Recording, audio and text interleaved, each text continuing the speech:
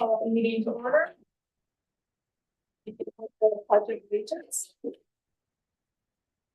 I pledge allegiance to the flag of the United States of America and to the republic, one nation under God, indivisible, with liberty and justice for all. If we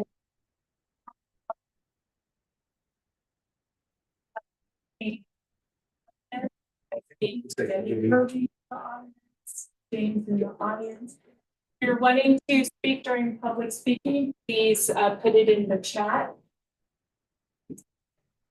Hey, welcome to all of our visitors tonight. It's a very big night of visitors.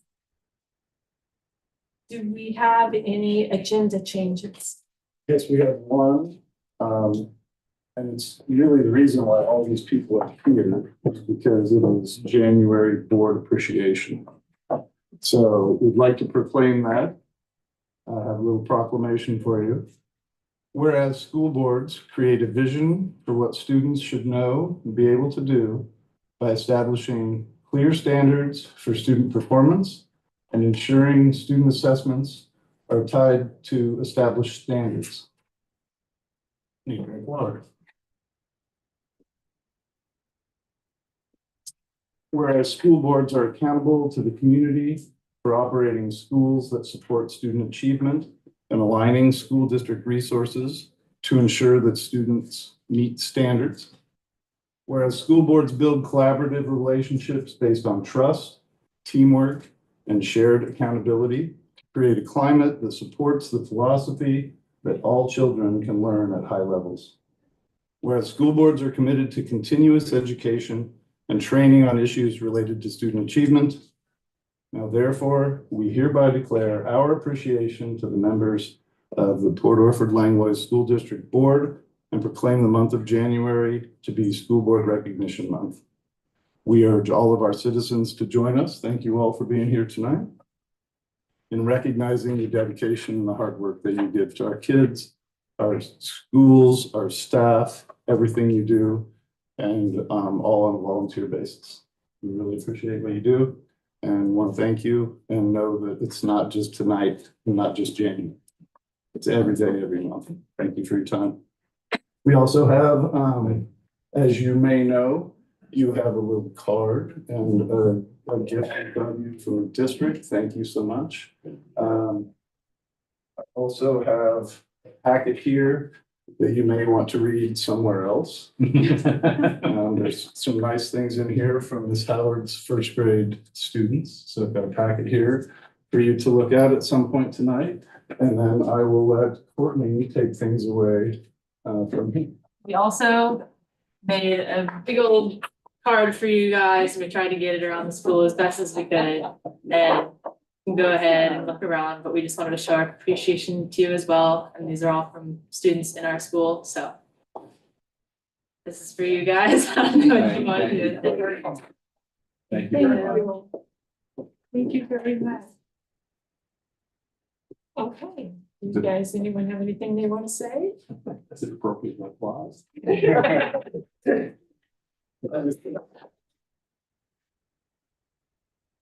I don't think people realize how much time it takes, the effort, the meetings that we have, conversations we have, and there's issues and not issues. Try and stay up to speed with what's happening in education and then being able to make the decisions for our kids. So much appreciated.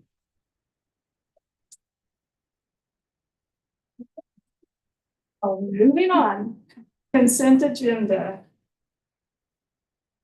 I will make a motion, we approve the consent agenda. Okay, have a motion to approve the consent agenda. I'll second. Okay, Angel seconds. Is there any discussion?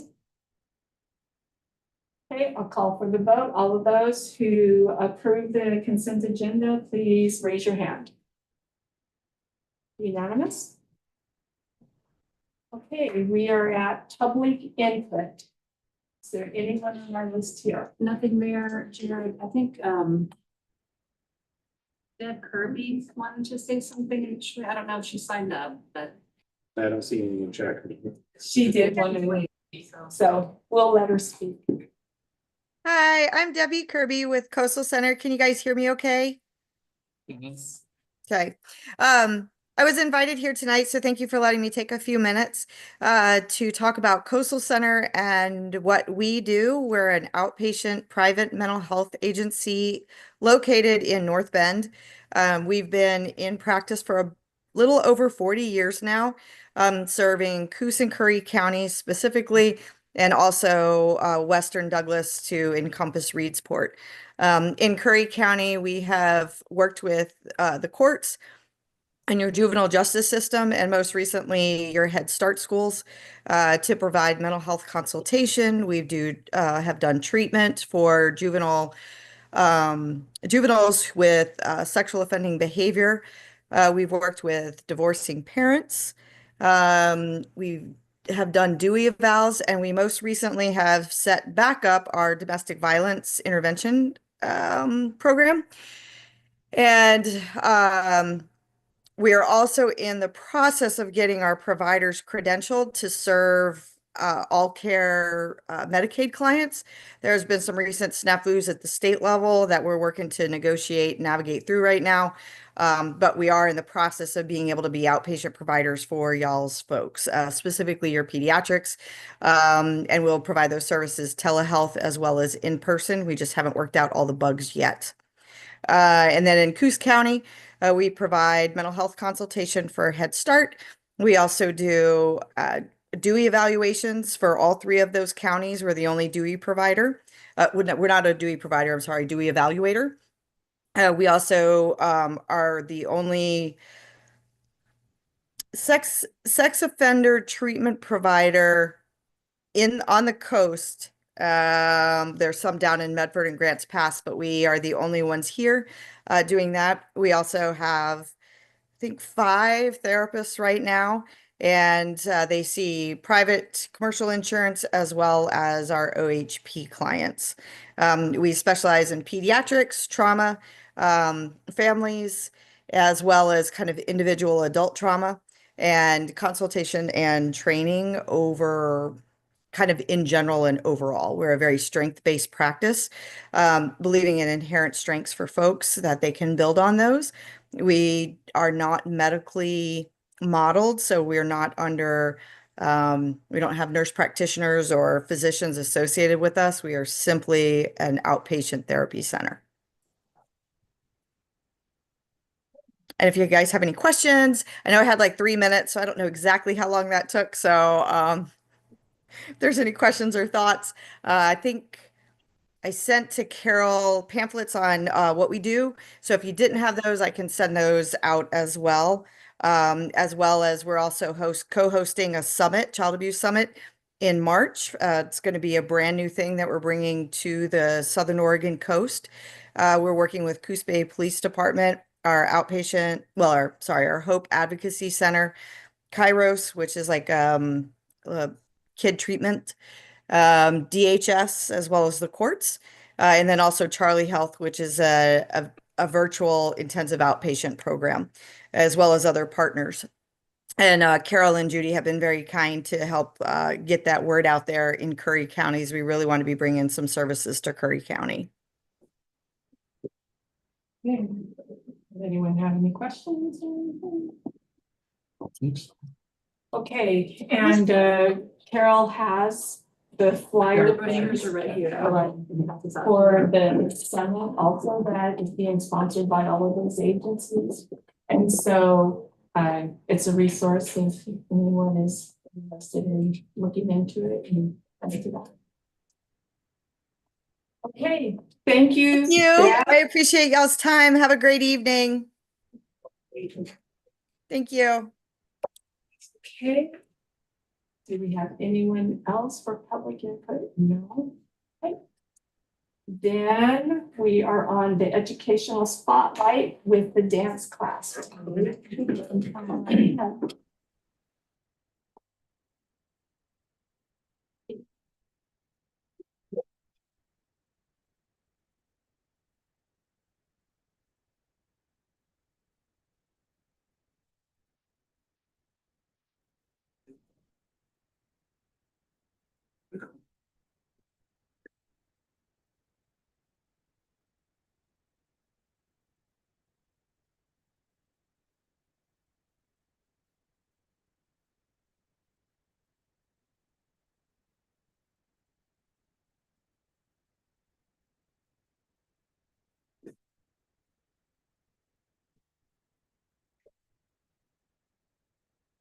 10 seconds.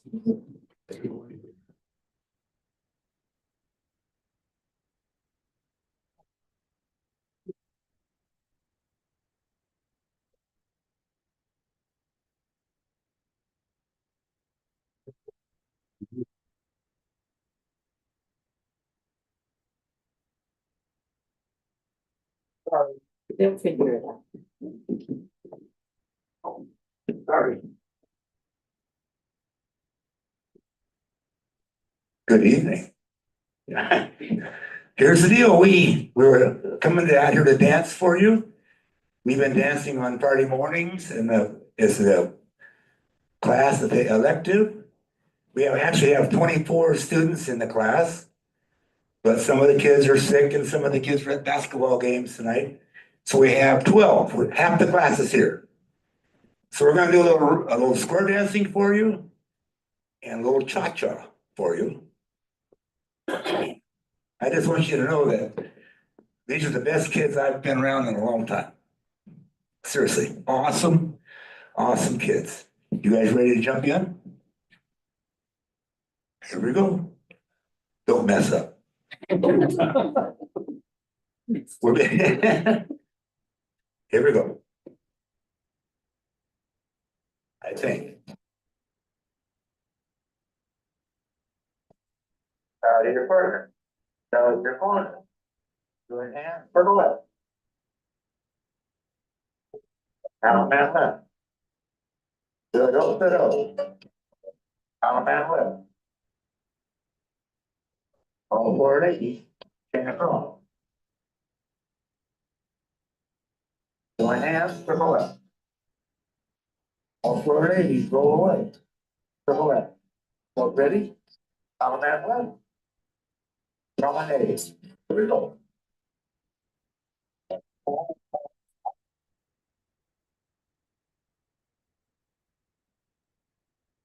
This is some brand that we don't normally do this. Okay, we might have couple. Heads. Heads promenade tap. And right left through. And square through 4. And 2 away. Point through. Forward cross. There's wheel.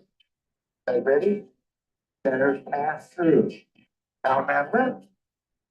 Promenade.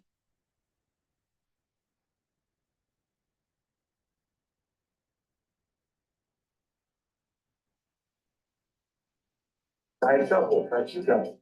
Promenade half. Square through 4. And right left through. There it is. There's wheel. Center square through 3. You guys ready? Down man left. Come back. Promenade.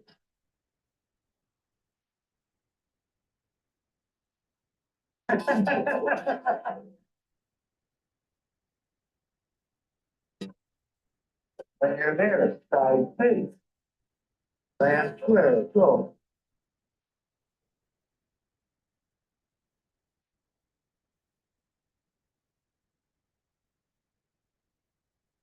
Join your hands to the left. Allemande left like an Allemande star.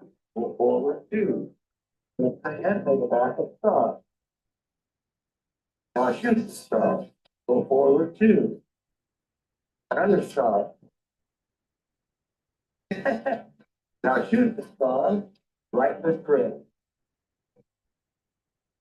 Meet your partner. Give her a swing. Promenade. We're promenading.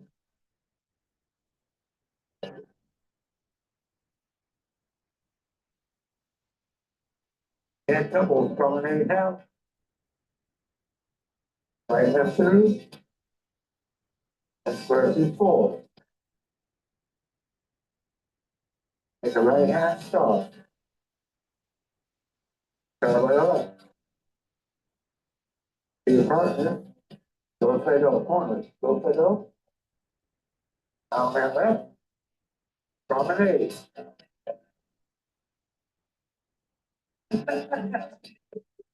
Do one more section. One right here, head space, head space. Grand square, go.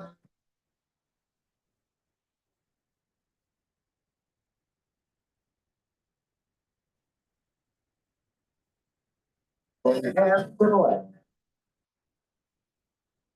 Now mentally. Go circle. Now mentally. Where you're set. How's that? How much time do I have? How much time do I get? Do you need? About an hour. I think you have that. Okay, we'll do one more of these, then we'll do the cha-cha, okay? You guys okay with that? It's all about me. Aren't they awesome? Awesome young people. Absolutely. Same thing goes. We're gonna do, what is it now?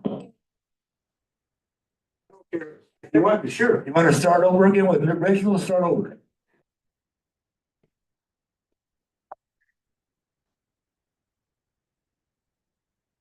I think you guys ran the first time. Which you're being nice. Sweet.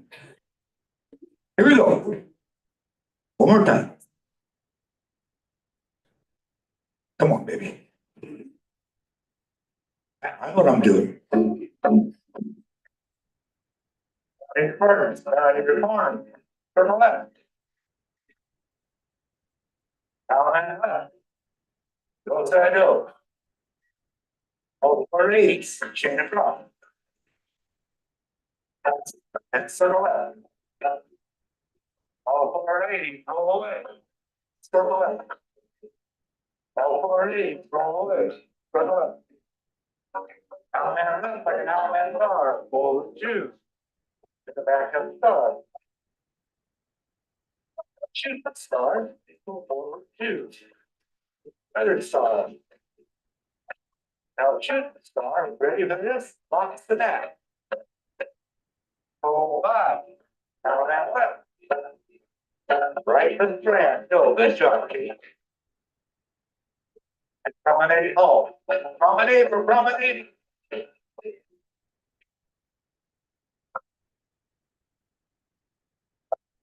Side space, grand square, go.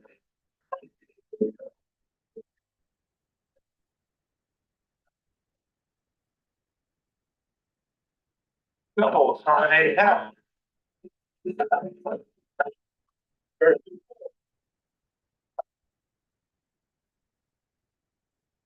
That's three. Here's the left. Paris wheel. Center square through three. Allemande left. Right left grand. I got you off, didn't I? Promenade somebody home.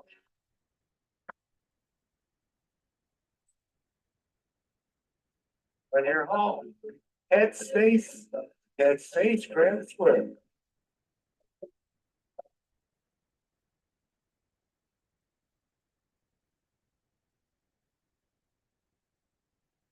They start on the right. Hey, right, back to your corner. Allemande left's your corner. Right, left, grand.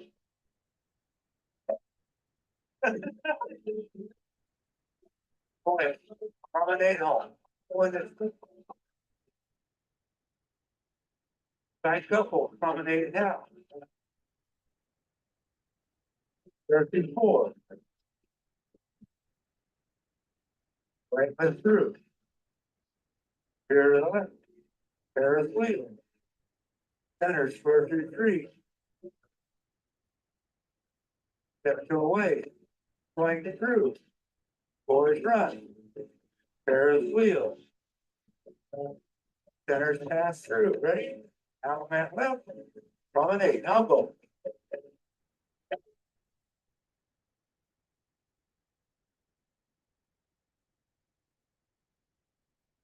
When you're home. Out of your partner. Out of your corner. Thank them. You guys can thank too. Thank them in here. All right,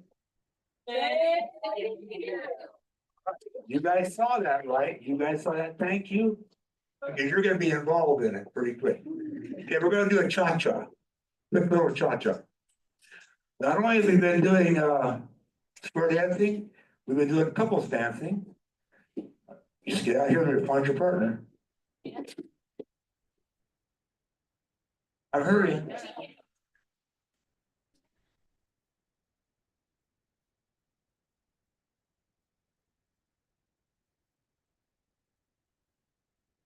You guys wanna call one? You wanna call one with this? Okay, it's gonna be a really tight little circle, so that's up to you. Ready? So in addition to square dancing, we're doing this also. Here we go.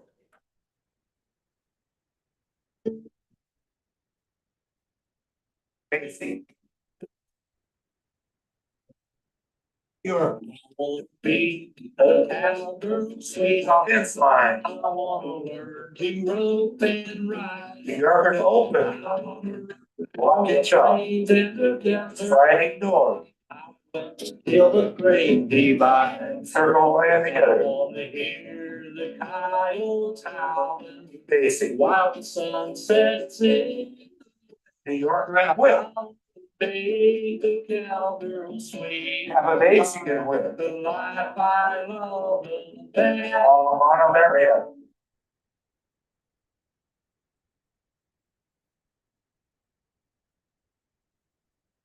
Basic. And smiles. I try to chase.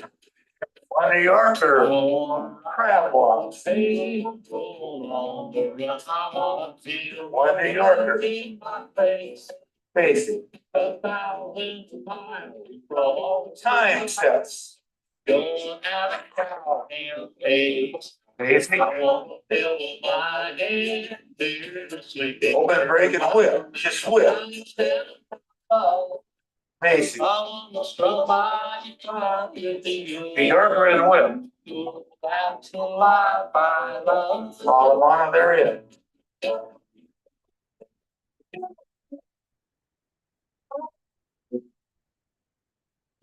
Basic. Fence lines. Chase. I want to see this. Kind of tight. Here to open. Walk and chalk. Circle in together. Basic. Fence lines.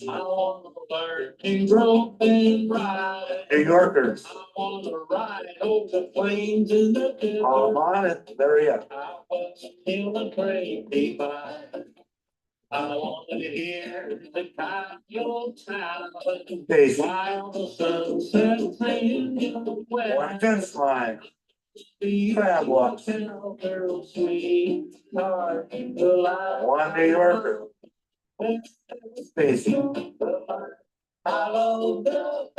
Have a basic. Grab your lady. There you go.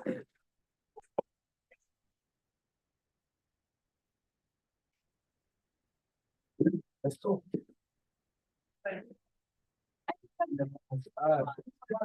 Over here. Get up here. Come on. Guys, ready to do. Come on.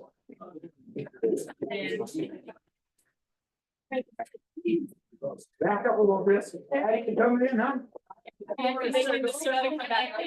Gotta get all the hands over here. Grab his hand, scooch that way a little bit, come that way a little bit. Now here's how this works. When you go to a dance, it's all done. You thank the ones you danced with, you thank the ones that watched, you thank the ones that just came and had fun. We're thanking everybody for being here. This is how it works. Raise your hand. We're gonna bend over and say thank you. Ready? Thank you. There you go. I'll still get my stuff out of here. Okay, where's my helpers?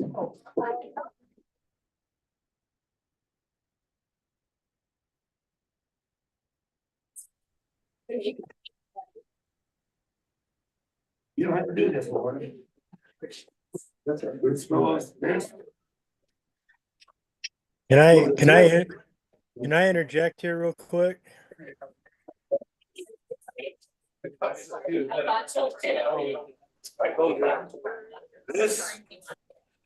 This goes in front of that.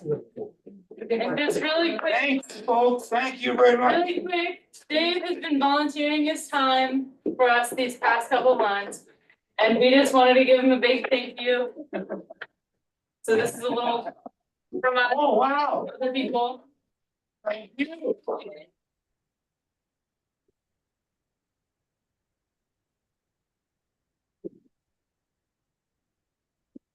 Let's keep working.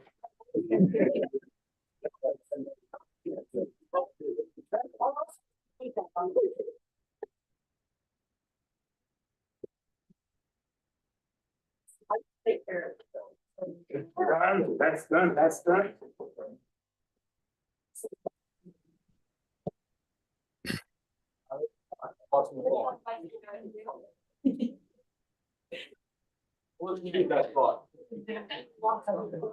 Okay.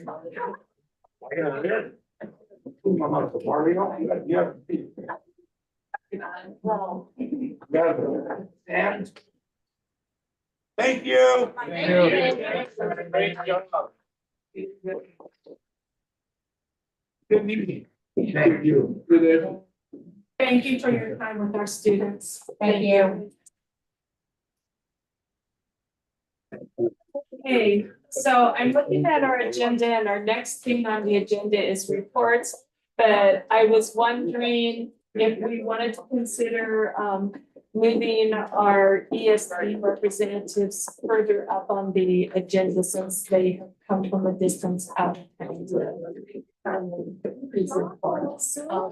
So that is out on the table for the board to decide whether we want to consider moving item number 3 as new business, local service plan with Paul Peterson, the superintendent of the South Coast ESD, up to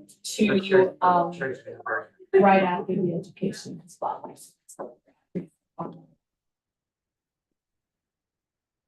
I like that idea. I make a motion that we move that item number 3 under new business up to. Okay, I have a motion and a second. Is there any discussion? All of those in favor for moving Paul Peterson, the superintendent of South Coast ESD, up to our present place in the agenda? Unanimous? Okay, Mr. Is it possible, is there people in the hallway? If we could close the door or something, it's really hard to hear. We're getting it taken care of, Angel. Thank you. Thank you. Our microphones are also in different spots. Okay. No worries. I just want to be able, I could barely hear Judy. Yeah, I'm normally loud. our microphones are in different spots because it's square dancing and how our setup has changed. So if we need to, we can make an adjustment with tables and I can put microphones out closer to the speakers as well. So just Angel, I keep can us hear you. posted if you can't hear us, okay? Okay, perfect. Thank you. Where do you stand there to here? Where do I go? You are welcome to maybe move your chair out this way Okay. so the camera picks you I'll up. do it. It's this way. Okay. There we go. There we go. Like a minute for a job. My face hurts. That's like the highlight of 2025. Oh, seriously, my face hurts. Thank you, Superintendent Miller and members of the board. Good evening, I'm Paul Peterson, Superintendent at South Coast ESD. And on behalf of the Board of Directors for the ESD, I want to thank you for inviting me to join you tonight. With me is ESD board member Bruce Levy, Board River resident. And we're here to provide a brief description of the local service plan and answer any questions about the local service plan, which is on your agenda tonight. As an overview, every year the local service plan or LSP gets reviewed and approved by the regional superintendents, then the ESD board, and then the boards of each of the 10 school districts within South Coast ESD's service area, which ranges from Reedsport in the north to Brookings in the south. The local service plan on your agenda tonight is unchanged from the LSP we approved last year. Actually, it's been unchanged for several years now. This plan was reviewed by the area's 10 school district superintendents this fall, and they voted to approve the plan on November 21st. Then the South Coast ESD Board of Directors also voted unanimously to approve this plan at their December 10th meeting.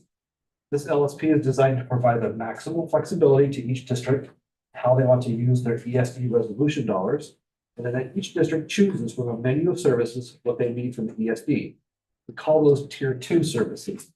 Altogether, Tier 2 services comprise of about 95% of the ESD's resolution dollars, with just about 5% in Tier 1, or sometimes we call those core services, which benefit all 10 districts. Those Tier 1 services include homeschool registration, audiology testing, birth to 3 evaluations, and the Safe Schools program.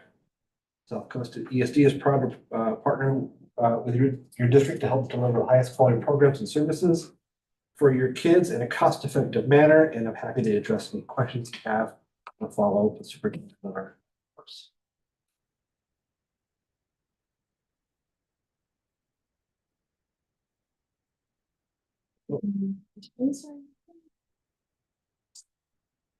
Flex credit part again. Explain that again. Essentially, the money that flows into the ESD goes right out to the school districts, but in the vast majority of it. 90% of the money that the state school fund that comes to us goes right out to the districts. And of that 90%, about 95% of that 90%, you with me, is very much just menu. Whatever Superintendent Miller and the admin team say we need from year to year, that's what they choose from.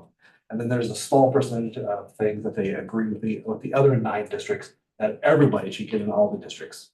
So that's how the majority of our money gets flowed through to the school districts.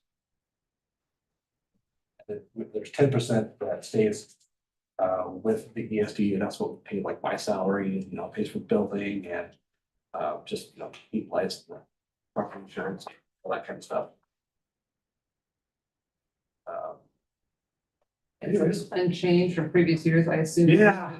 I didn't even retype it. I mean, this particular model for how the money flows has been around forever. Now, we do change up every year, and we introduce new services, we eliminate some services that are not being used.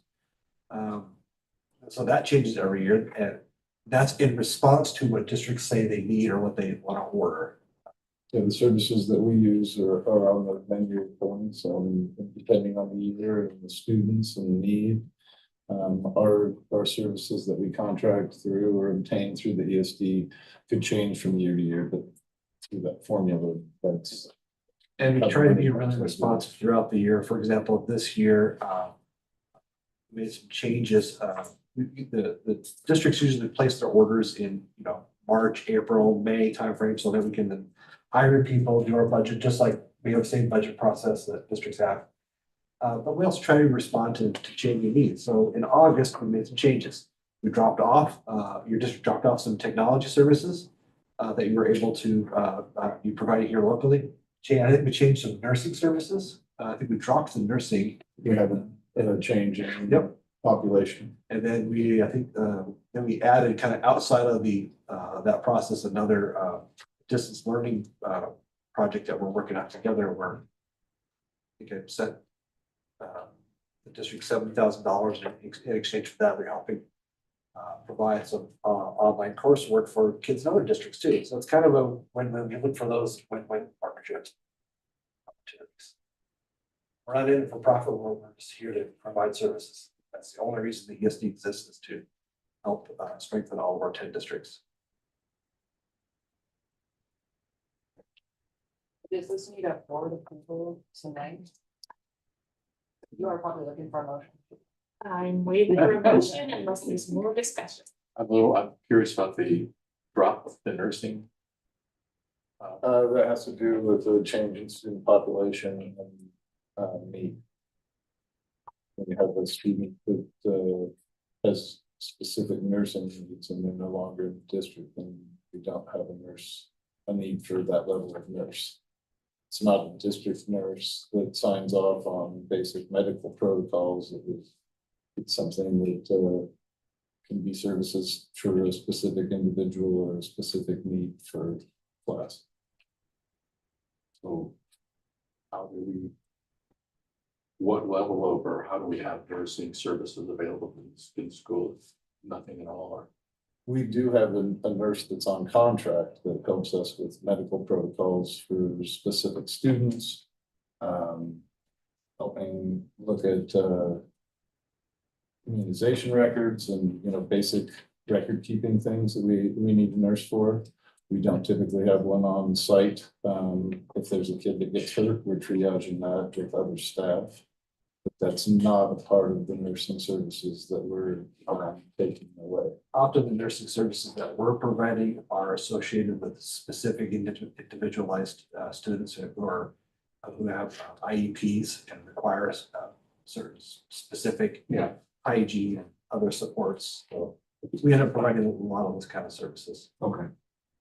Which is exactly why the ESD is there, is because we, depending on what service we're getting, we may not need, and most likely don't need a full FTE of that. So to get those nursing services that we needed or something else, we get our portion, and the ESD is able to hire them and use them in other districts to meet their needs. And that way smaller districts can still access those things that are necessary for our kids, but we can't afford a full-time person and don't have need for a full-time person on our own. A good portion of our services are purchased by the districts in fractions. I'm looking at my menu here. We even allow people to order in 0.025 increments on a couple things. Order in 0.01 increments. That's it. Even by the hour, they'll say, you know, I need over the year, I'll need 80 hours of this service or 200 hours of this service. So it gets fractionalized. And then our people tend to get spread across multiple districts when they're highly specialized folks. A teacher of the deaf and hard of hearing, for example, or a teacher of visually impaired, they end up serving 6, 7, 8 districts sometimes. Well, it's like. So I'll move that we accept the local service plan as it's been presented here by Mr. Peters. I have a motion to approve the service plan. Do I have a second? A second. Okay, I have a motion. I have a second. Is there any more discussion? Consideration. All right, then all of those who are in agreement to approve the local service. It's unanimous. Thank you very Thank you much. so much. Thank you very much. Thank you, gentlemen, for making it down here. Being here in person, we actually got to give you some entertainment. That was awesome. You guys are great. It's a special school. It really is. Yeah. We're very proud of our Friday electing Love it. solution of how to make all of those things possible. So the kids get all sorts of electives on that Friday. Yes. They have 3 periods on Friday that are specifically, it's the only day that class runs, and it's electives, and it's worked out wonderfully. I can tell you as a parent of a district who did something similar, J-term, remember Jupe? We did that in a district where my kid was, and it was a life changer. When my kid learned how to play the guitar, he just came out of the shell. It was the best thing for him. So I love to see those electives. All right, I'm gonna head out. Thank you very much. Thank you. Thank you for everything you do to help us out with, you know. I'm glad to. Discussing. We can deal with that, ESD. Sure. Shane, email me back Thank you, Bruce. on Friday if you want to help. Enjoy the entertainment. I'm glad. Glad to include states one way. Good Good night. Good night, thank you. Safe travels. Grab a cookie on your way out to the road. Thank you all for letting me get out here early. Especially Paul. Okay, next up are our reports. And Courtney. So this is finals week for us. So it's gonna be a very stressful week for a lot of people, a lot of students, a lot of teachers, all that. And so ASB has been making a plan to kind of give students a kind of relief within our finals. And so we've had an idea to bring in dogs. I don't know if that actually got approved, but that was something the kids could go in and do during elective classes that they don't have finals in. We've also, we're going to hand out ice cream during our break. And then we're also buying some little fidgets that kids can just play with while they're doing finals. They just need something. So we've just been trying to put together a little bit of stuff to help kids out in the final week and make it a little less stressful for them, so. Borrow our stuff. Possibly, yes. That's awesome.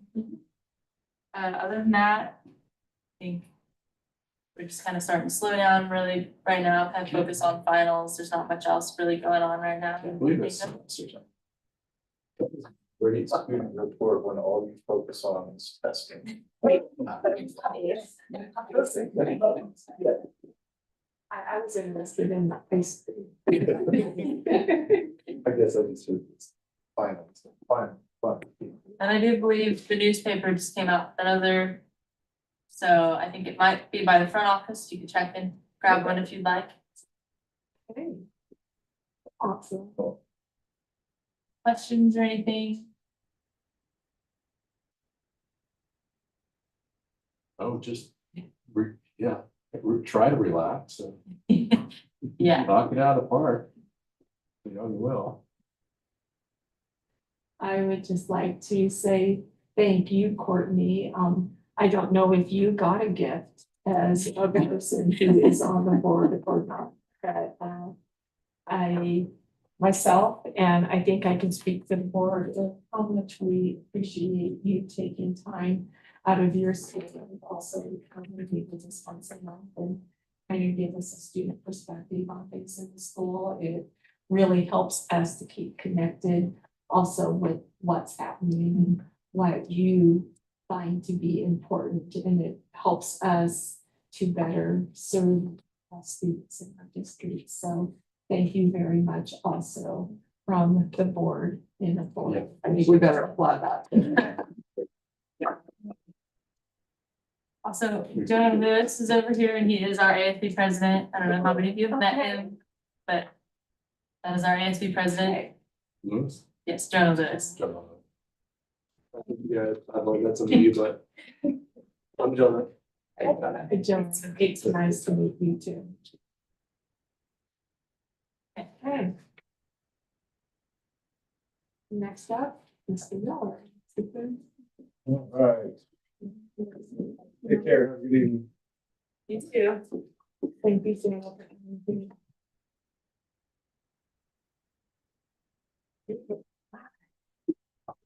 Yes, please. Anyone else? I know. They're getting the kids got a tore through. Yes. That's something, that's all. These are please salvation.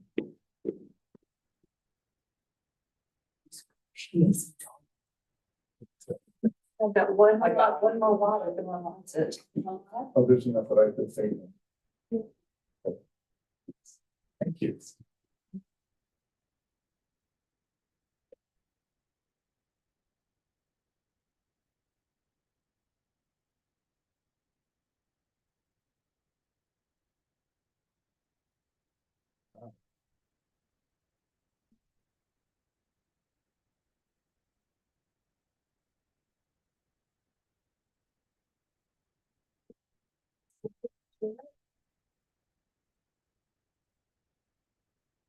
Throw it in the middle. See if it gets it.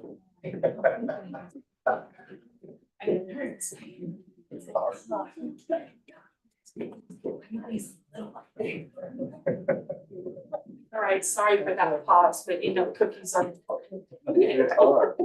And well deserved.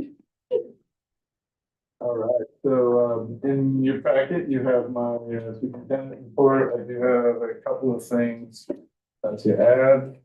And I do have a few things in there that I said I would share with you also. So first off, I did want to share that I did make notes. I thought about Courtney until I saw her today. And so I have on my list to get her nameplate and get her a gift as well. She's here also, so. Can I share that with you? You did not. I had it written down. And I showed it to her because you were talking and I showed her, I said, I did it before she said it.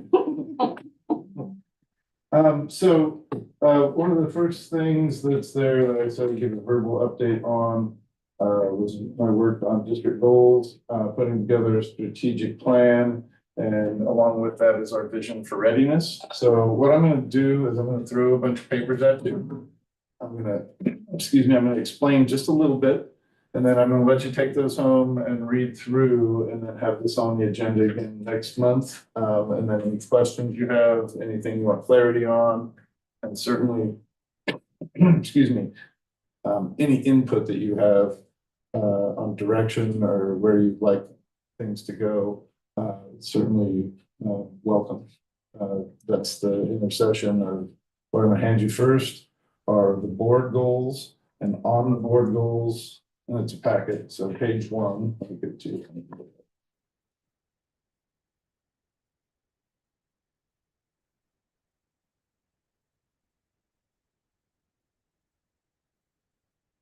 So on page 1, it's a sheet that I think I've given you before. It has board goals that you came up with at the top. They're our most recent. And then it has my goals underneath on how to meet those. If you look on page 2, the board and district goals are spelled out. What's the goal and a little more detail on how to get there and how to potentially measure and find accountability for each of those. And then the third is from our website. And it is something that I'm going to be working with Miss Brittany on to update, because these are no longer our goals. But I thought since they're still out there in public and we have not officially made the switch, I would share where we were before.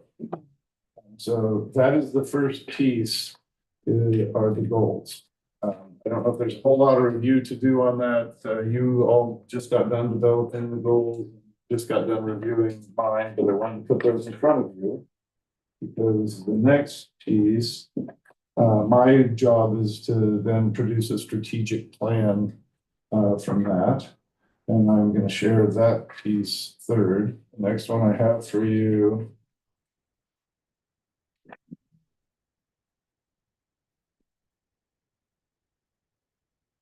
Next thing I have here for you is this is our shared vision for readiness.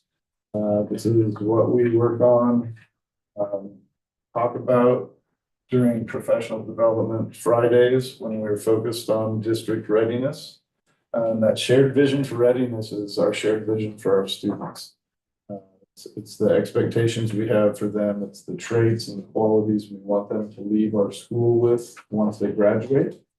And before I was even on the payroll, we had community meetings and we worked on that first box. And the reason there are little notes there is because the blue is so dark. Oh. It prints out really dark.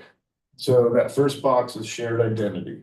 And that's where we came up with the maxims of prepare, navigate, and anchor. And so those 3 maxims are what our shared identity are. That's who we are. That's what we're working towards.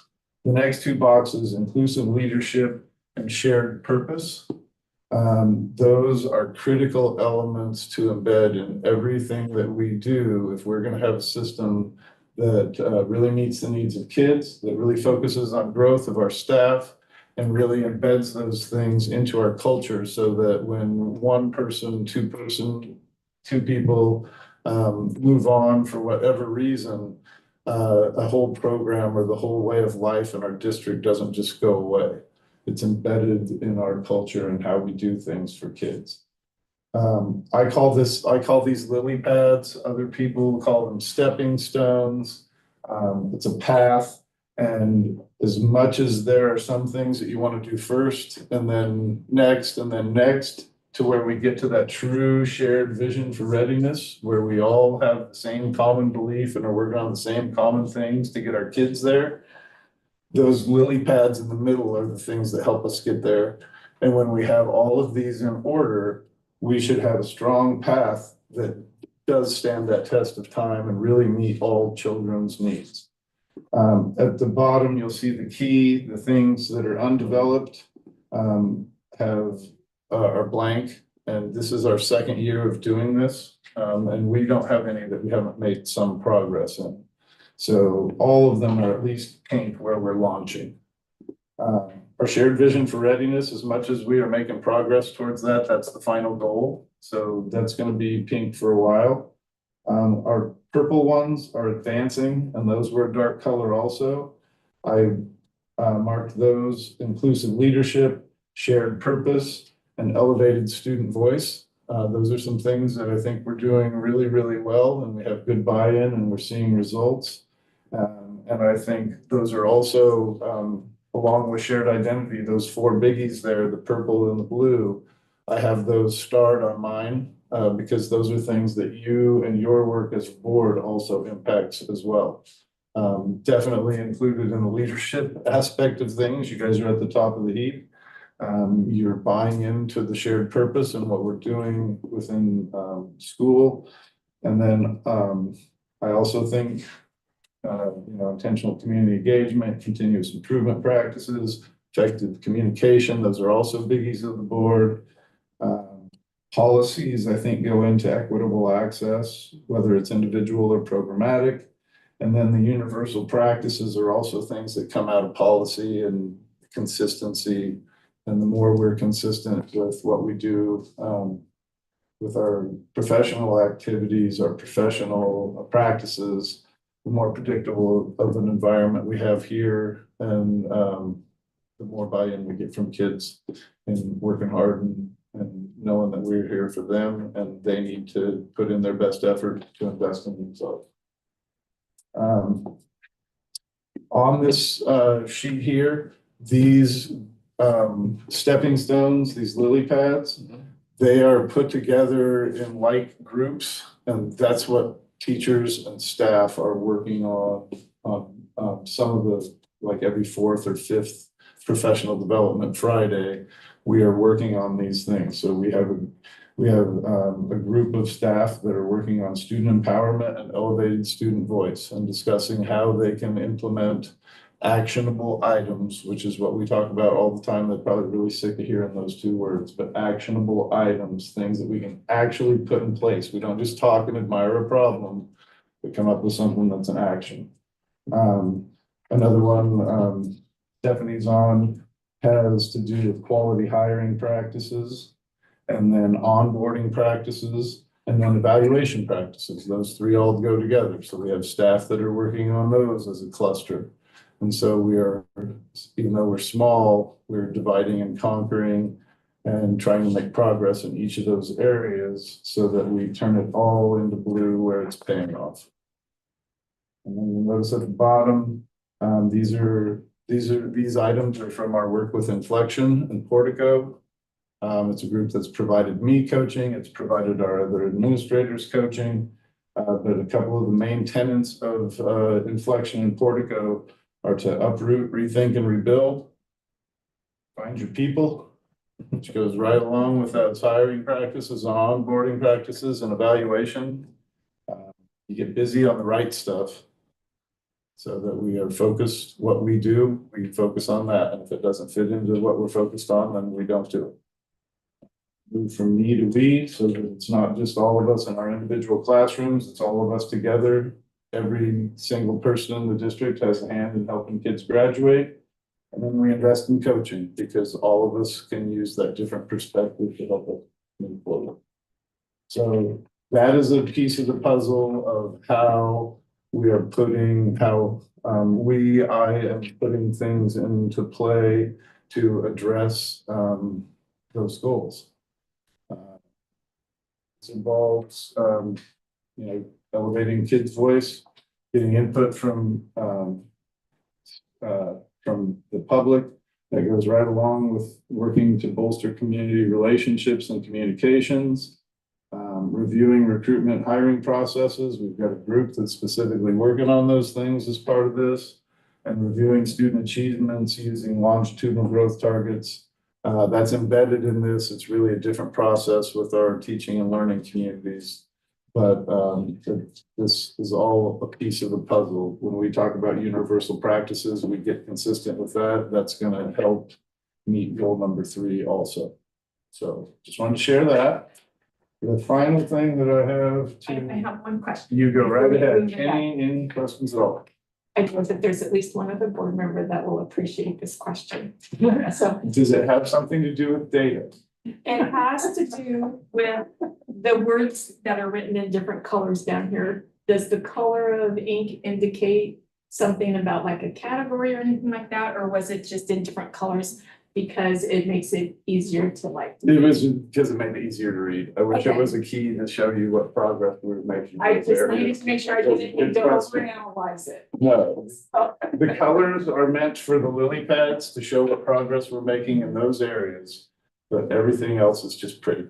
all right, well, thank you. It's very beautiful. Could I ask? Yes. It's way down the road there. It's very much launching or undeveloped, excuse me. Undeveloped / launching. And something that I've experienced and interest in. Can you give me an example of what would be a universal practice that we would expect if we saw that, and we would say, okay, it's time to color pink something else, okay? All right, yep, so I can share an actionable item that came out of that group's work. Positive behavior and intervention supports is a behavior program that was developed at U of O and has been implemented nationwide for a long time. It's been utilized here in this district for a long time. When I got here, all the right materials were there. The rules written in positivity, be safe, respectful, responsible. But there's some things that weren't consistent with how it was being put in play. And there'd been a lot of staff teacher turnover since it had been put together. So the group that was working on those lily pads, and I believe they were continuous improvement practices and intentional professional learning, but they noticed that there was an issue with the consistency of that, and it's meant to be a very consistent program. That was the actionable item that they spent a few sessions putting together and voicing what they needed from that. And so last 2 Fridays ago, I started the PBIS process. I've been through the training and been trained several times. So we began our introduction and started from scratch, like we were starting to implement without having done it before. So we will have 4 or 5 more sessions, get through those trainings, have PBIS be put in place. And when they start implementing that with fidelity and together and cohesively, that's a universal practice. They're no longer doing things different for discipline. We're doing it together. Okay. So, so in terms of PBIS, for example, then, if we were observing classrooms, then we would expect to see the principles of PBIS being used in every classroom or by every member of the staff. Yes. And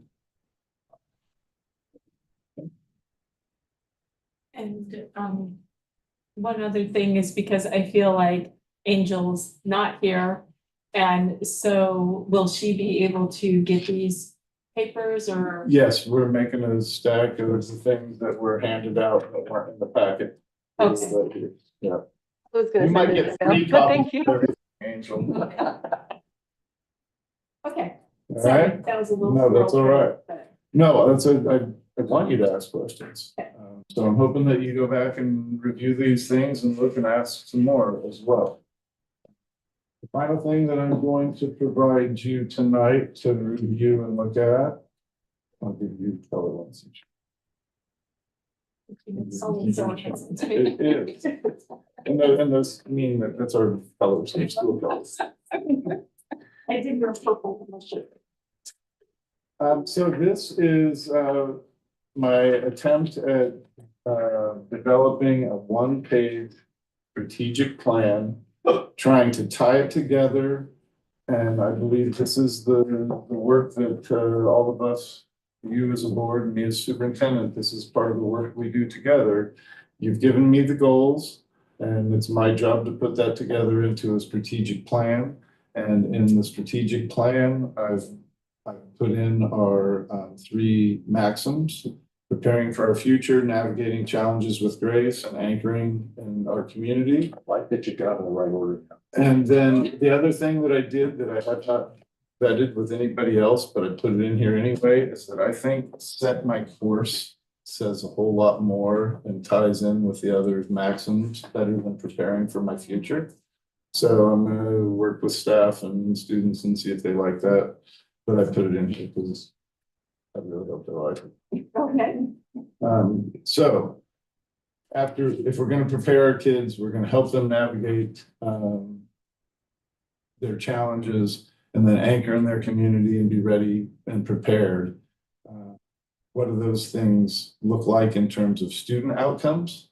What do those look like in terms of the staff activities that are gonna help them get there? Because it's not about teaching, it's about learning, right? We have to teach effectively, but the whole reason we teach effectively is so the kids learn.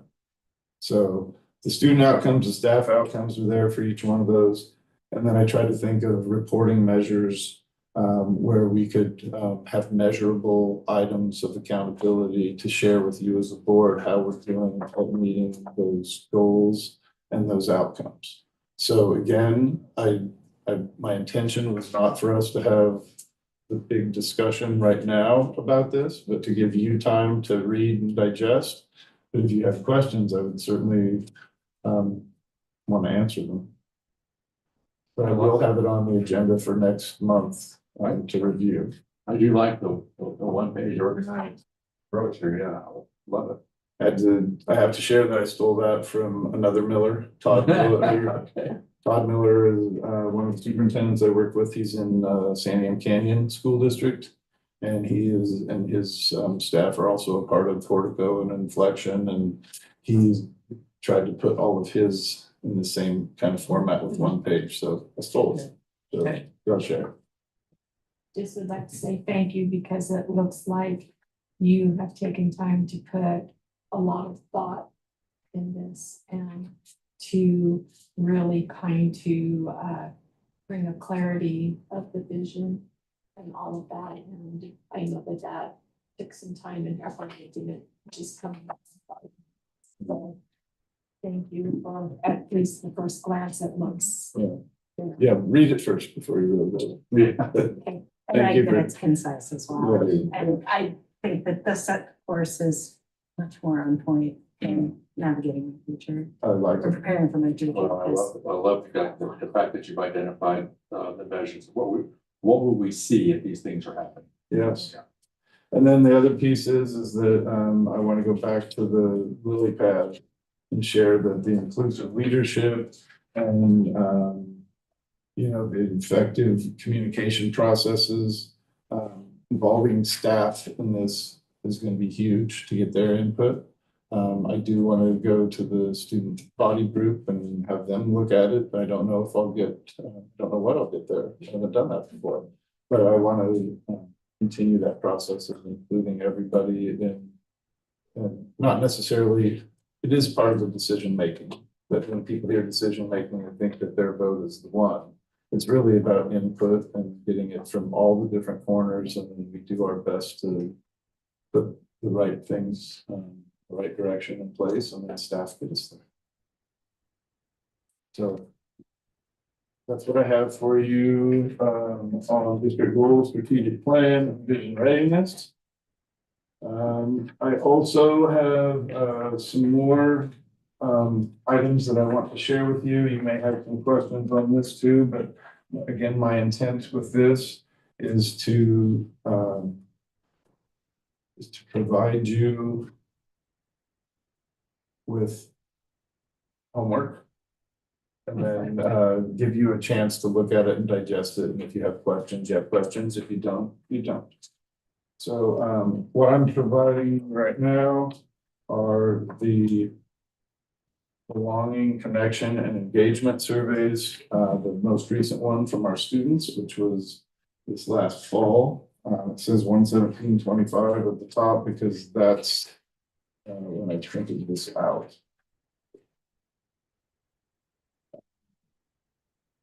Again, something what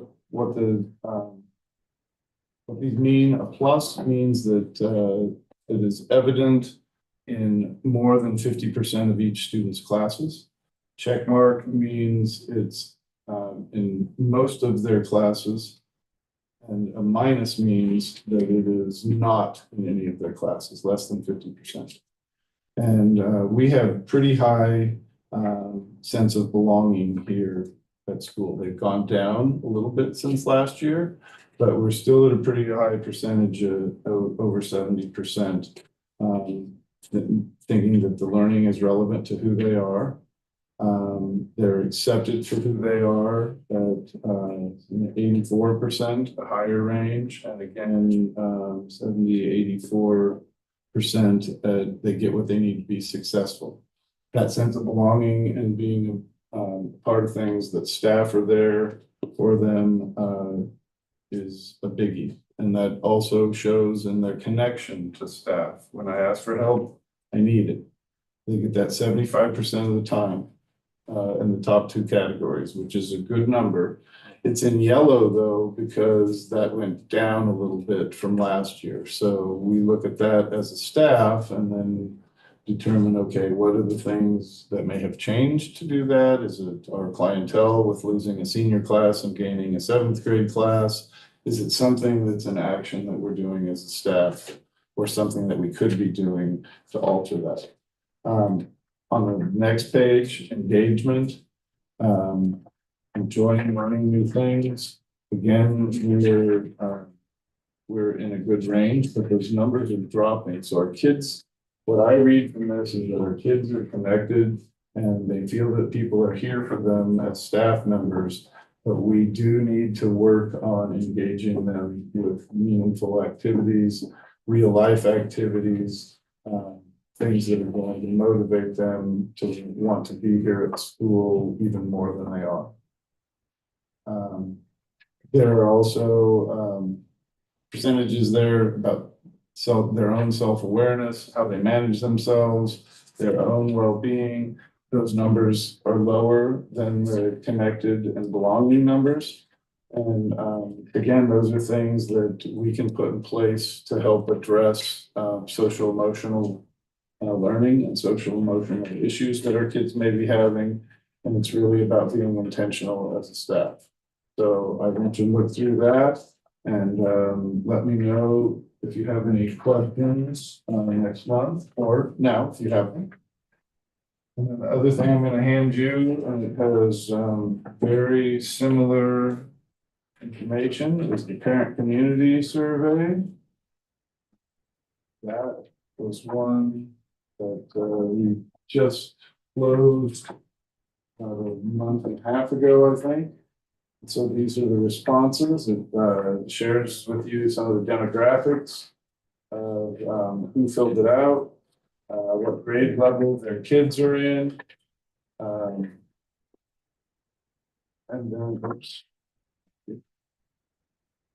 then when you get into the back pages, there's some demographics there that show who responded in terms of ethnicity, race, free and reduced meals, or what our poverty levels were based on, IEPs, kids in special education courses. After you get through the demographics on the last 3 pages, and I guess the last question on the 3rd page, you're getting what you need to be successful. If you look at the numbers and put together all of their classes or more than half of their classes, we've got really strong numbers in the response from the parents who are responding. It's not everybody, obviously. I don't know what the plus or minus is on the poll. But when I look at those, I don't see big trouble areas. I do see some areas for growth. And we will continue to put these out, same surveys over and over, because the answers do change. They do change over time. They change when kids switch classes and go to different teachers, and then go home and talk to their families. I wanted to get this out to you so that you could look at that, review it, and share any questions next time if you have. Appreciate that. It's a nice, well-defined color graph. Where did we create these surveys? Do these surveys come from somewhere else? So the student survey comes straight out of the belonging, connection, and engagement survey through Inflection and Portico. Okay. And then I modified those questions just a little bit so that they were worded right for parents and community. Mm-hmm. Yeah. Okay. I'm sorry, lot of stuff to give you today.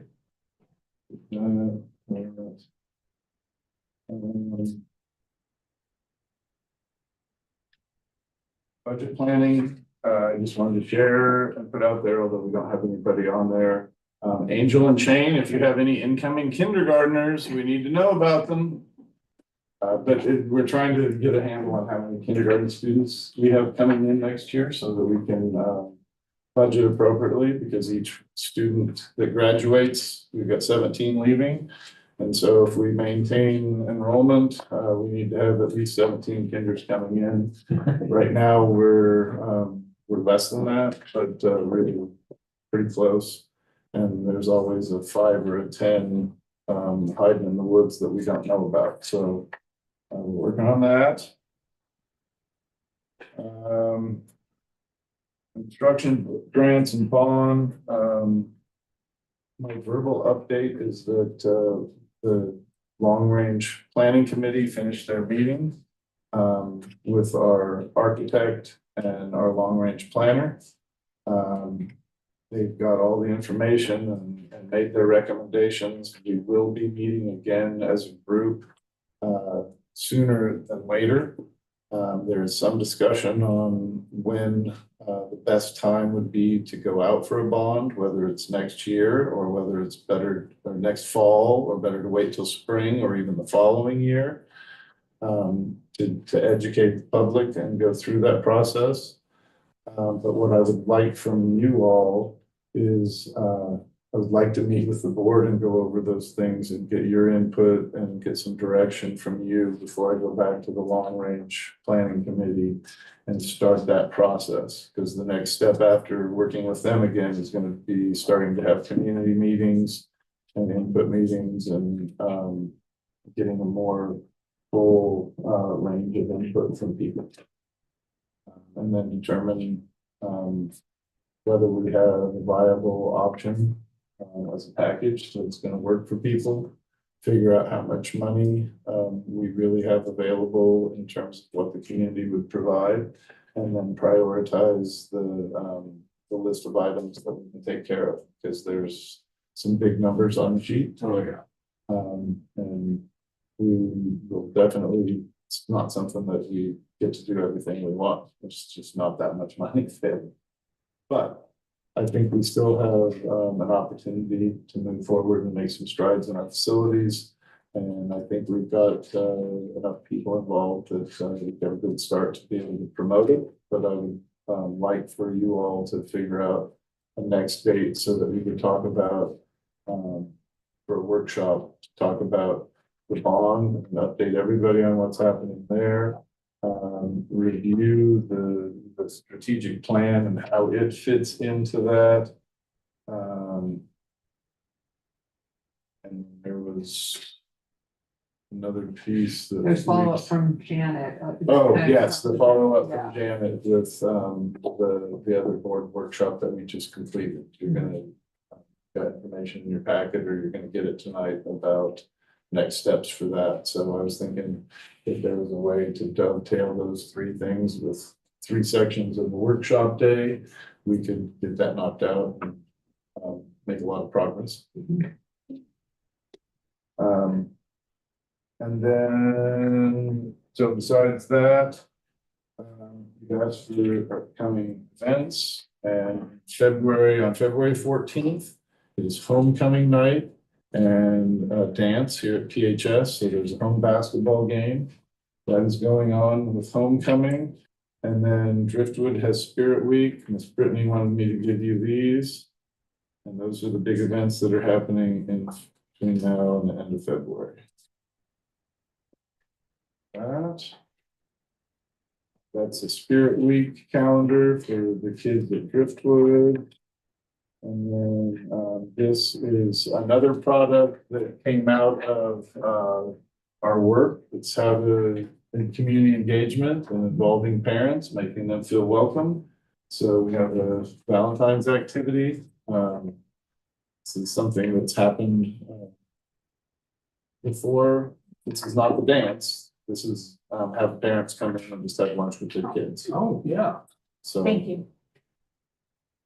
so this is something that came out of the lily pad work.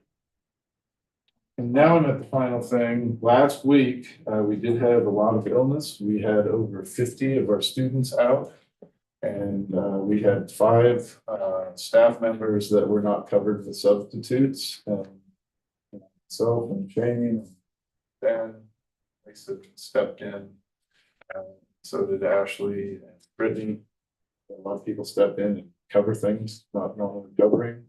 But with that many people out and that many staff out, and we had the inability to cover staff the next 2 days, we took a break. Friday, we came back. We did have a lot of students absent, but we did have our staff back so that we could teach. Encouraged families to stay home if they were ill or sniffling. And today was a better day for staff and students. So see what tomorrow brings, but here's the 2-day break helped. But given that we have it in our instructional hours, you know, for snow days or power days or whatever they are, those could be eliminated and we would still be in compliance with our instructional hours. But calendaring is a board decision. So there are 2 days that we took off the table with emergency. It is a board decision really to determine whether those get added back to the calendar or they're just absorbed at this point. And then we see if something else were to happen. We had a windstorm or something, we're out for a couple of days. Maybe then we're talking about making them up, but it is a board decision with the calendar because it's a calendar decision. So is that something that we're doing now during the report because you brought it up and discussed? We do not necessarily have to make that decision right this minute either. When I look at our instructional calendar, which I'll give you, and this is again, I think something that you could table until next time, or if you feel strongly, you can make a decision. It's your all choice. But this is our current instructional calendar. And when I look between now and the end of the year, there are no open days off other than holidays. So if we are talking about making these days up, I really, unless somebody sees something different, I don't see a way to do it without adding 2 extra days to that calendar. So again, I would leave it to you. If you want to and you want to go ahead and make a decision tonight on that, you can. If you do not, then I will have it as an agenda item next month for you to digest and think about. Okay, so I'm open to a motion on whether we want to address this tonight or whether we want to table We are not the only district. We have neighboring district that have the same strategy. I think that it's mindful for everybody, please. We should be safe. I do have a question. How much buffer is there? How many more days would it take us until we actually had to make that, or is that? I'm guessing that we still have another day and a half. I see Shane nodding at the high school. Elementary would be different because their hours are, Okay. their hour requirements are less by 90 hours a year. I don't think I'm going to change my mind, but if you all need more time to think about it, but to me, when the calendar is made with those buffer days, from my perspective, don't really care whether the buffer days are used for weather days or for sickness days or for whatever needs come up for the best for our staff and our students. And I have no problem with using the buffer days that we have in our calendar to be accounted for this and not to add days at this point. We're still within our requirements and stuff. I'm sharing my opinion. And so, I agree. like I said, if you guys want to wait and talk about it, or if you want to make a motion and move forward tonight, I'm open to either one. I agree with Judy. We still have a day and a half or 2 days. So I'll make a motion to utilize the buffer days and not extend the school year. Okay, I have a motion. Do I have a second? Sorry. Okay, I have a motion and a second. Is there any discussion or any dissent that someone thinks we maybe haven't thought? Well, I think that makes sense. My personal inclination would be like, let's just get all the education we can. But it seems like at this point, adding to the calendar being disruptive, then I don't see that the benefit is there. So. And we must make a motion.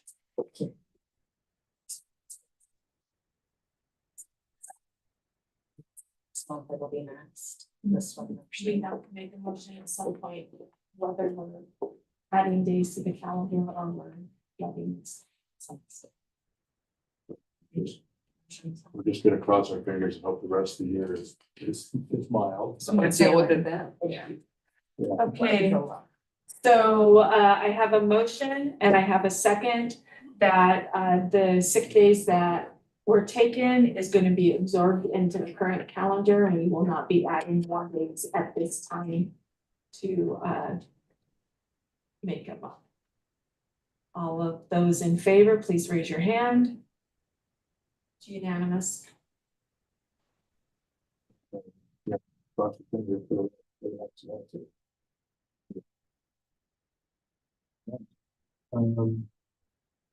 That's all I have for you from our department. More touch. Any more questions? Oh, I did have one back next to the lily pads. Yes. Is the clustering, is that something you gave us a few examples of those clusters? Is there just a list of what those clusters are? Yeah, I can give you a cluster and I can tell you how many teachers and assistants are working on each group. How's that? Thank you.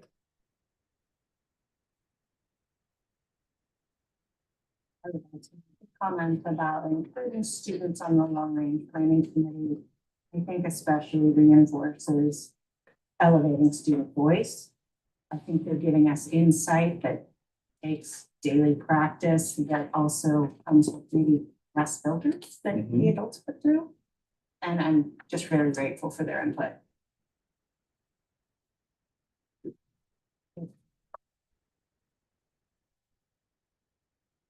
I think it's important, and I think it's a very important aspect of input too. We need it from all our constituents, and they're the ones that we're serving. They're our products. Yeah, they're the most affected. Yes. Should go to them first. I also had a question, and on this workshop that we're planning, do you have like a dream of how soon you would like that workshop? where we're reviewing the bond and the strategic plan. I would want it to be. If there's a time in February that would work, that would be the ideal. If it wouldn't work in February, I'd want us to get it in March. So then, I would say that, then my understanding might be that we would possibly have Stephanie send out an email requesting potential dates that all of you have available in February, so that we could start trying to coordinate a date to schedule that workshop. How long do you think this workshop might be with all those three topics?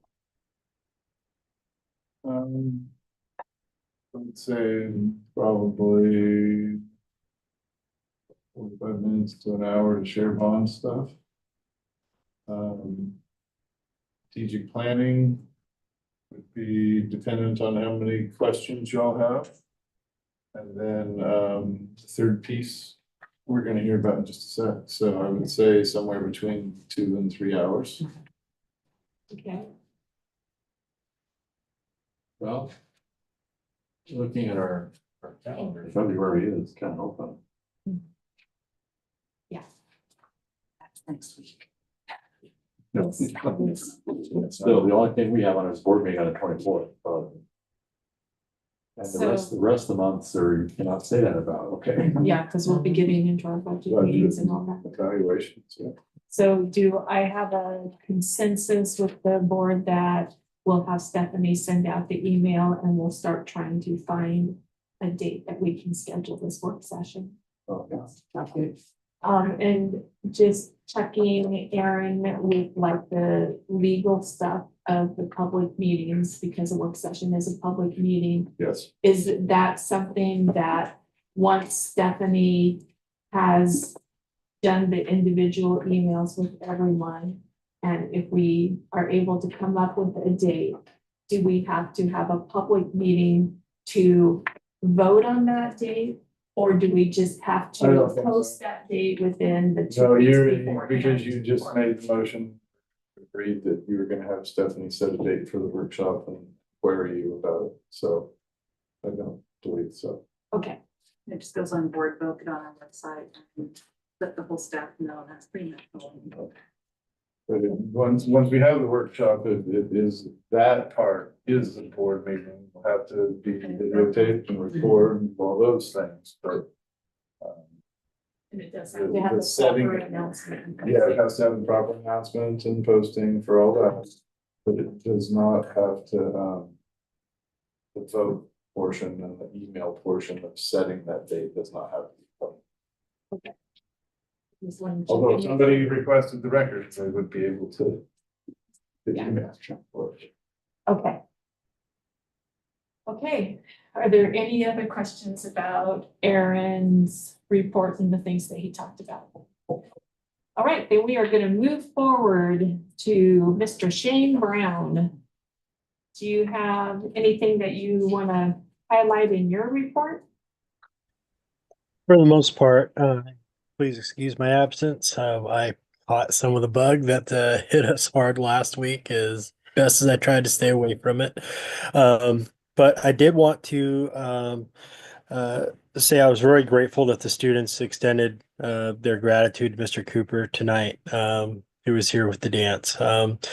When we were kicking around the idea of this Friday elective plan, and I asked for courses that teachers would want to teach and that they thought students would really get engaged with.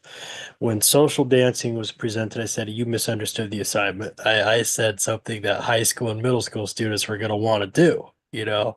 But it turned out to be one of the more popular electives we have. And when we lost that instructor, unexpectedly, Mr. Cooper, I don't even think we missed a week of instruction. Mr. Cooper was on the phone saying, hey, I will continue this.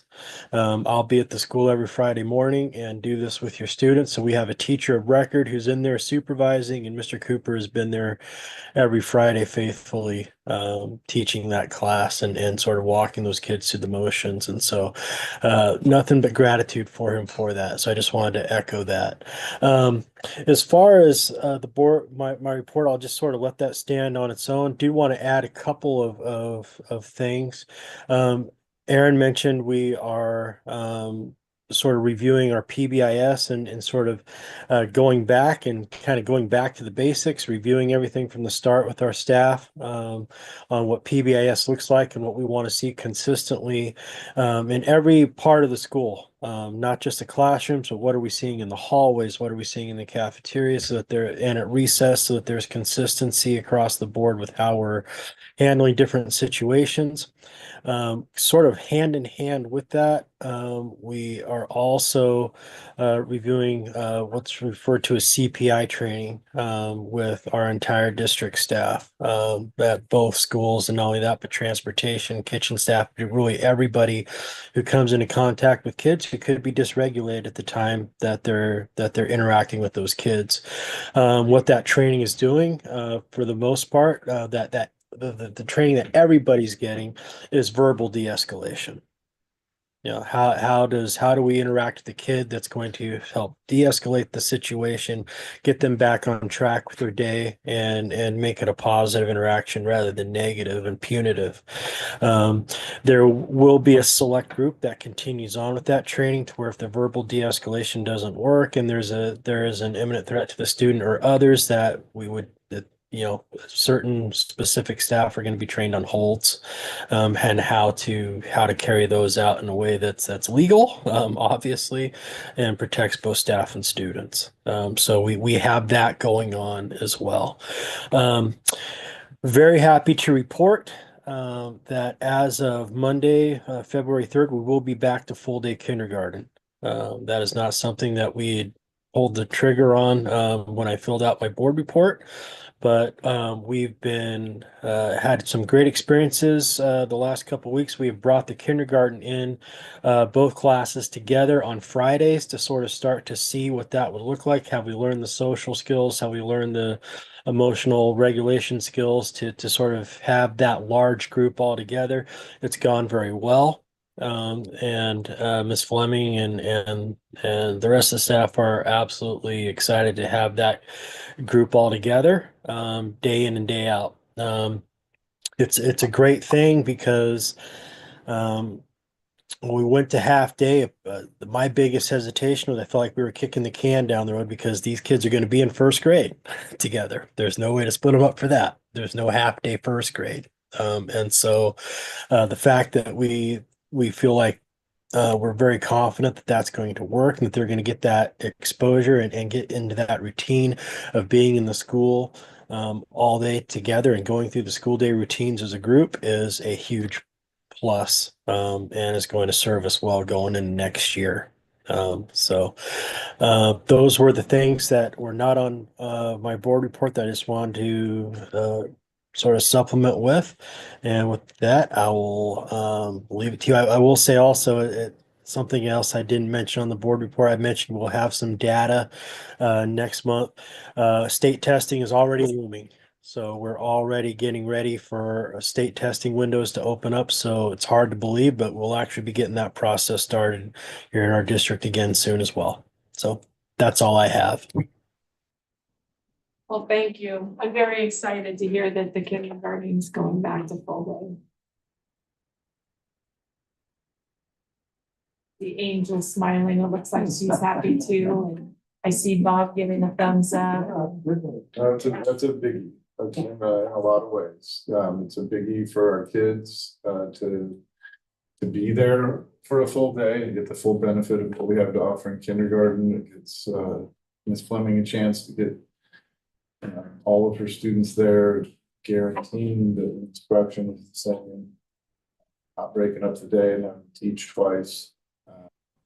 And I think it's a big changer for our families too, because they've been very patient and have understood the reasons why we need to do this, but it is also really helpful for them to have their students with us all day and for them to have their kids get that education at that highest level we can provide. So good things all the way around. And nice work by staff to accommodate that move, make the adjustments, and then be able to pivot and put it back in place when we were ready. So, I would commend professional dexterity here.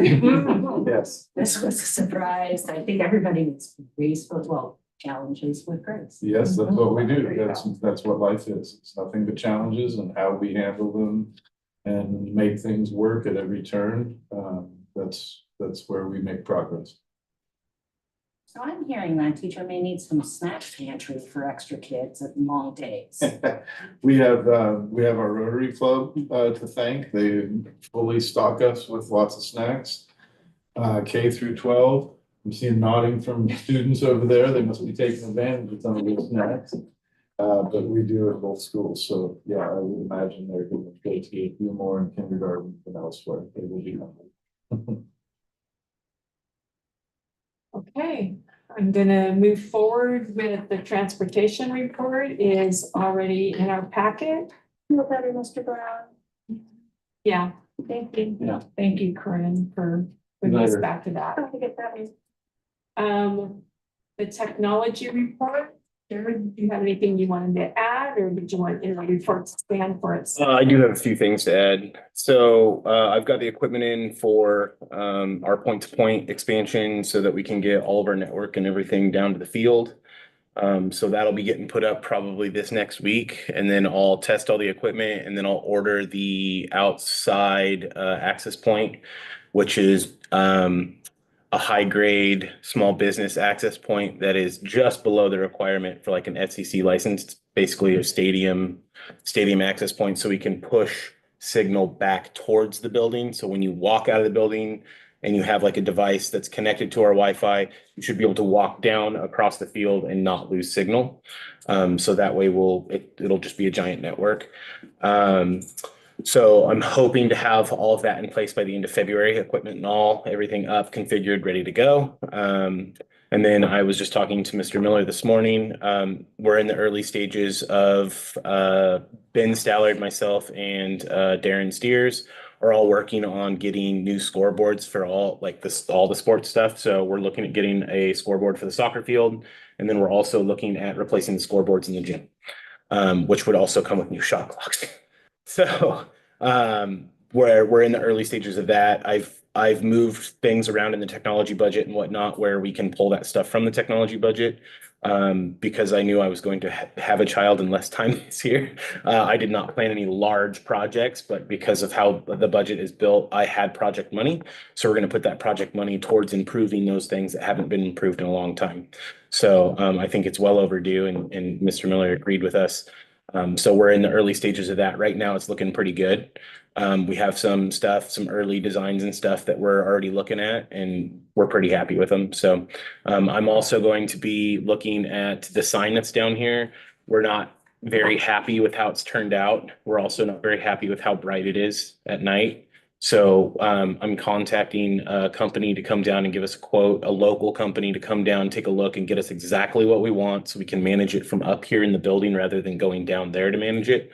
And then we may repurpose that sign somewhere in here as just a hallway sign or something else. So constantly moving parts. It was my meeting with Mr. Miller this morning was like, wow, I actually have a lot on the table right now. So it's one of those things like I told Mr. Miller, it's one of the, I just juggle these things, and it's not until I step back and look at the full picture that I'm like, wow, we really have a lot of things going. So, yeah, and so Wi-Fi that's at the soccer field, is that password protected the same way that the building Wi-Fi is, or is it handled? Yes. So, and that is all going to change too. So we're actually, so that's going to be after summer board report stuff, but I'm in the early stages of getting everything ready to switch over to Radius. So everything has to be built and all MAC addresses have to be registered with me to be able to even get on our Wi-Fi. So there's not going to be a password. So if somebody wants to come into our organization and they want to bring in a device, they need to get it approved and verified by me first. I approve the device, add it to the MAC table, and then it can connect without even a password. So it makes it extremely hard to break. Then I don't have to worry about students stealing like the password from a teacher's desk or anything like that. So it makes things much easier. And I'll be able to manage it on the fly from my phone. So if I'm out at a meeting or something and somebody's like, hey, we have somebody here, I'll be like, give me this number and I'll just plug it in, update, they're ready to go. And they're on the Wi-Fi. So that will also allow us to segment our network a little bit better. I'll be able to make an actual like test network for students that are wanting to do advanced technology things. And then we'll also be able to do a better guest network as well as better staff, just better segmentation and network security in general. So that's all coming this summer. And that's all equipment that we already have. We just don't utilize that part of it yet. It's mostly time intensive to set up. But at this point, it's time. So, so it's at no extra cost to us. We're just using the features we already have. Sounds like your kids are getting pretty adept to keeping computer stacks. Oh yeah, they're doing pretty good. And Jonah Lewis was just here a little bit earlier. He has an actual extra period with me. So he's actually kind of like a sysop for me now. And he is also taking, I think he has a low-level cybersecurity class that he's doing online with somebody else. So he's dove headfirst in. That's what he wants to do when he goes to college. So he's getting a lot of experience. He's also finding out that fixing things is not quite as easy as he thought. So there's a lot of trial and error. So, but he's getting some good experience in, and he's doing very well. So. Thank you, Jared. One last thing I would say about technology is Jared's are ordering guinea pigs for our COPS grant. Okay, for the security grant. So we wanted to got everything approved with, you know, accepting the award, and we wanted to go through the system with something small to make sure that we've got everything in order with reimbursements. So we've got 16 cameras in the server for them for each building. It's going to give us what'd you call it? Okay, it's going to give us the approximate. I said it's going to make us seem almost like a casino. Scale wise, scale wise, there's going to be cameras just about everywhere that we're allowed to have them. We're gonna have a street corner in London, right? Yeah. So so we're gonna have 32 the capability for 32 cameras, all 4K at both buildings, 4K 30 frames per second at both buildings. They'll be able to store up to 2 weeks of footage.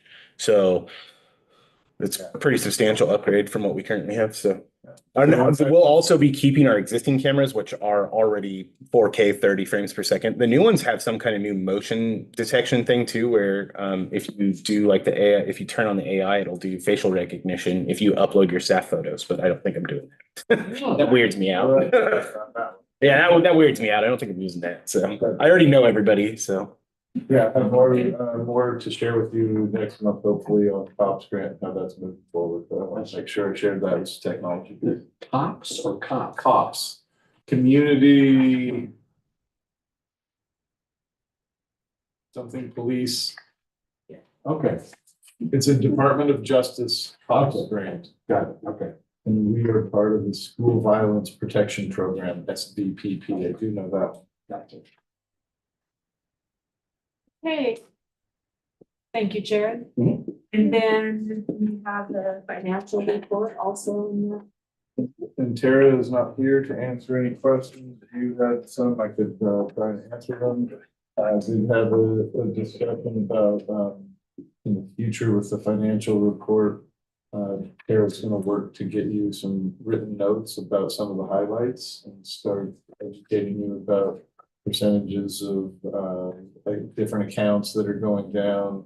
If we have a month where there's a bigger expenditure in one area, starting to give a little more detail about how and when the money is going. And then hopefully do a little bit of educating also to understand the budget even a little bit more.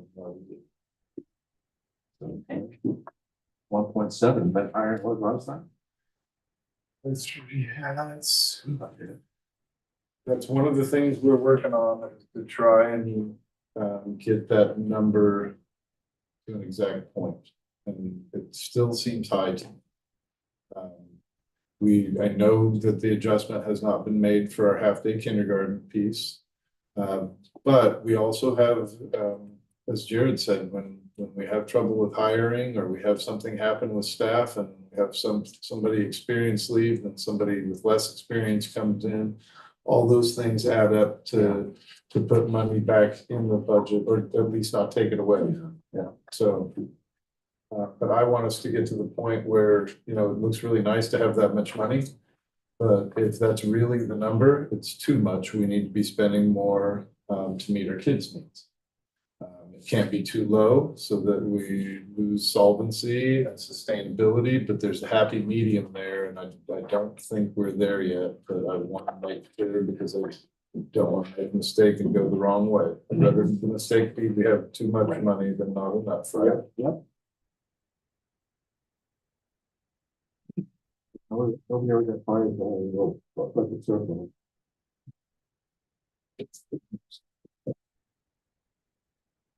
Okay, moving on to new business, the confidential employee contract. Okay, so confidential employees include district office staff, Chad, and maintenance, and Jared. Jared, yes. Jared. And so they have not had a contract, they've had agreements and, you know, agreements on how much they're gonna get paid. Yeah. And such, but there's not been anything that has a salary schedule and how it moves forward and the language for leaves and such. So, they went through and put together a contract that is mostly based on classified in terms of language, but in our contracts, there are a lot of pieces that are Me Too's. They're the same, if it's in the teacher's contract, I do that with mine, it's in my contract. If it's in the teacher contract with insurance, it goes classified. And so in this confidential agreement, they have done that with most things. There is one item in there that, were you able to change that? Not on this. Okay, so I'm gonna go ahead and share it on leaves, personal leave. The initial request was to have 5 personal days. Currently, teachers have 2, classified have 3, and admin have 5. And I'm just gonna be public and share that I'm working to get everybody to 3. 3 is a pretty standard number. So in this agreement, I am in agreement with everything moving forward with the 5 changing to a 3 in the personal leave category, and a tentative agreement with the confidential group for that change. Like you have a tentative agreement with them. Yeah, we've agreed that that's an okay change. So that would be the only thing that would be an alteration of this agreement. If you approve it, it would be 3 days personal leave, not 5. Everything else would be the same as my recommendation after negotiating with them and bringing it to you. The longevity step increases follow right along. It's followed right along with what's in the classified. Classified, yeah. Then also, Aaron, we agreed that the date is gonna go through 2027. Oh, that's right. This was going to, this is, since we've been working on this, since the beginning of the year, just like, was it classified last year? We agreed late in the year, so it was retroactive to the beginning. So this agreement would be retroactive to the beginning of this year and then would run for 2 more years. So it's technically a 3-year deal, and that keeps us on the same cycle that everybody is negotiating the same year. And I think I shared last meeting, we will have classified and licensed negotiations coming up. So when that happens, I'm going to be requesting that you as negotiating team members show up for those in terms of negotiating with the confidential group, with the administrative group. Those are ones that I work on the negotiation piece and then bring to you for approval. So this does need your approval with that 1 5 to 3 day personal leave change.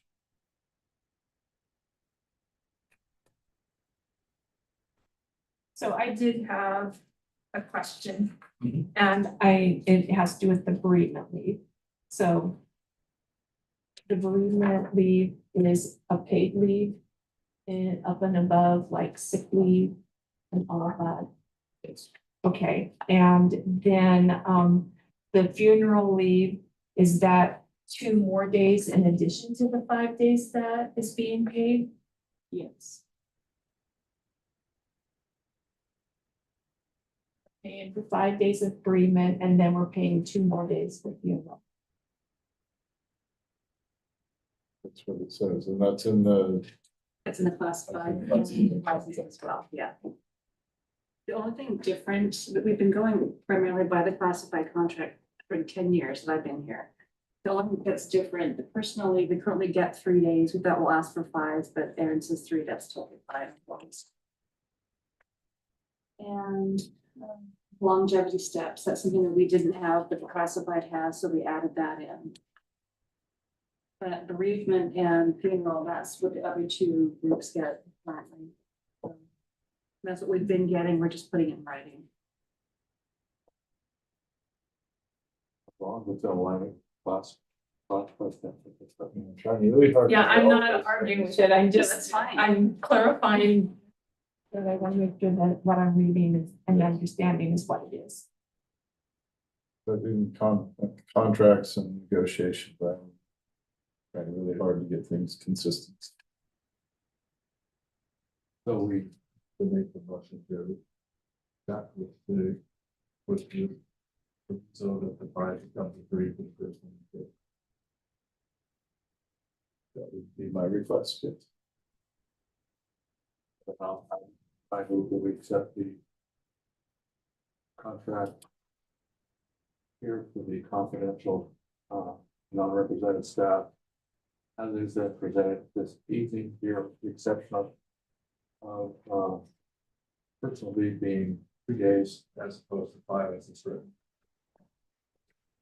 Okay, I have a motion, do I have a Second, do we also need to extend the date in that motion? You said it goes to 27? Yeah, I think so. So I would second with the addition that. The date is extended.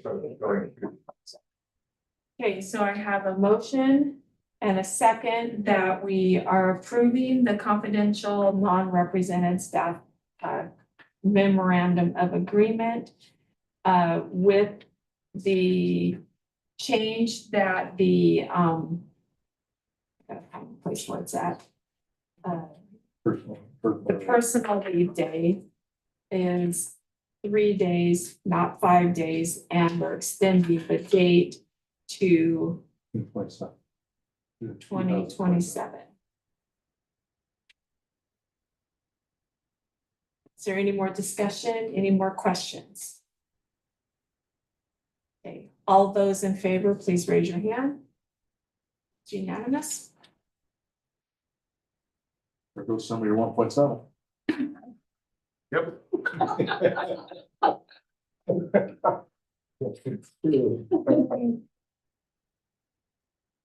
Okay, we are moving on to the update Division 22 compliance. Okay, this will be a quick one. ODE sent me an email and said that, yes, indeed, we are in compliance. And I put it in the notes because they're always wanting proof in our board minutes that we've shared things with the public, that we knew that we met Division 22 standards. You approved it and signed off on it, and they have given us their blessing. And yes, we did meet the requirement for this year, last year. Okay. So we have no action that we need to take on that because we already did the action Yep. and we approved the submission and we're just confirming Yep, those. it's information only. All right, we've already done item number 3, which was moving Paul Peterson further up with the agenda.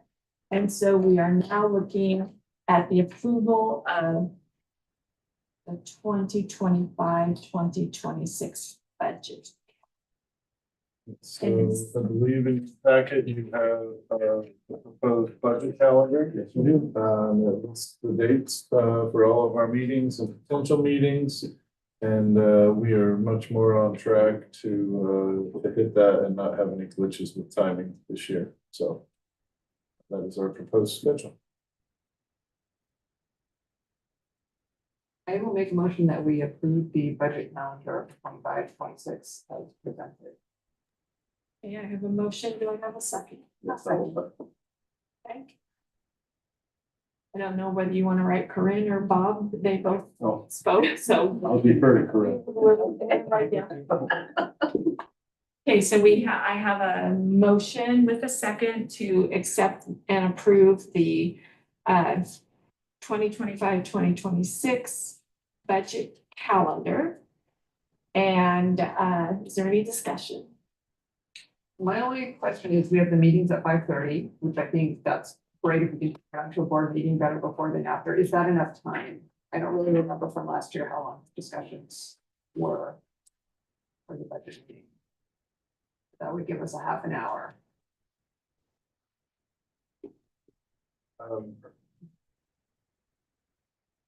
I believe the budget committee meeting can go as long as it needs to. Oh, okay. The board meeting would start when it's done. Typically, the agenda is to go into a board session, go out of the board session and into budget committee. And then you take care of budget committee stuff, and then you officially close the budget committee and then go back into the board. So even if there was only a half hour, it wouldn't mean that we had to stop. Okay, so if we had 10 minutes more, it could all happen. Okay, Yes. great. Unless I'm misspeaking. Yeah, that's fine. And as I recall, the discussions weren't that long. It was. Yeah, they're usually pretty quick. Okay, is there any other conversation? Then I will call for the vote. All of those who want to approve the 2025-2026 budget. Please raise your hand. It's unanimous. All right.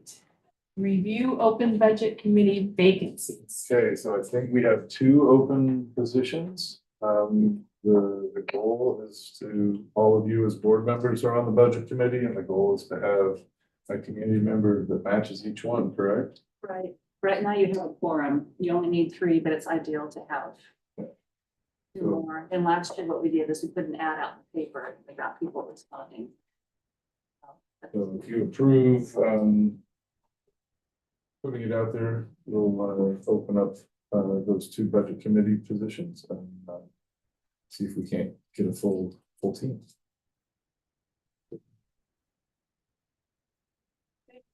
Another motion? Boy, I think I did that. All right, I make a motion that we advertise the remaining budget committee openings. I'll second.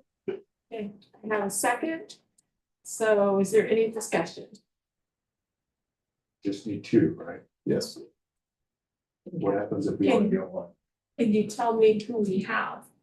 Oh, it's right here on the list. We have from last year, Corley Burdick, Diana Larson. I talked to them both today. I still want to serve. And then Denise Williams, didn't catch her, but I can't imagine she'd say no, but I'll double check. Yeah. Okay.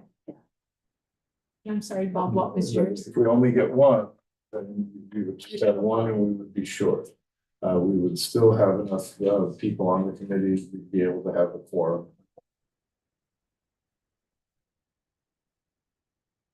Specify what came with that.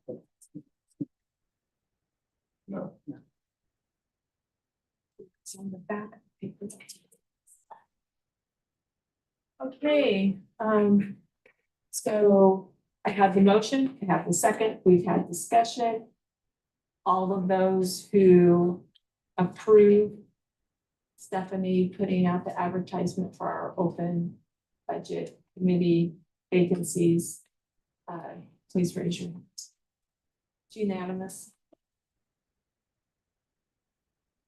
And we have no items on old business, reoccurring business, the school board timeline update and review. Bob pulled that out just a little bit ago. And so we don't really have a lot on it for February. Okay.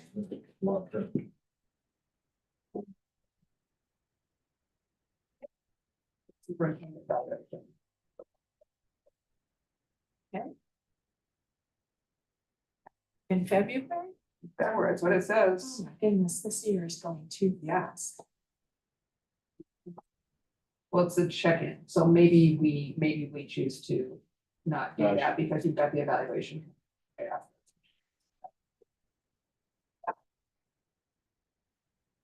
So, Oh, evaluation documents distributed, though, that's when we hand those out, so Right. we do need to do that. so about that board meeting, then, of course, will be a little executive session for sure. That's when we'll distribute to you. Mhm. I think so.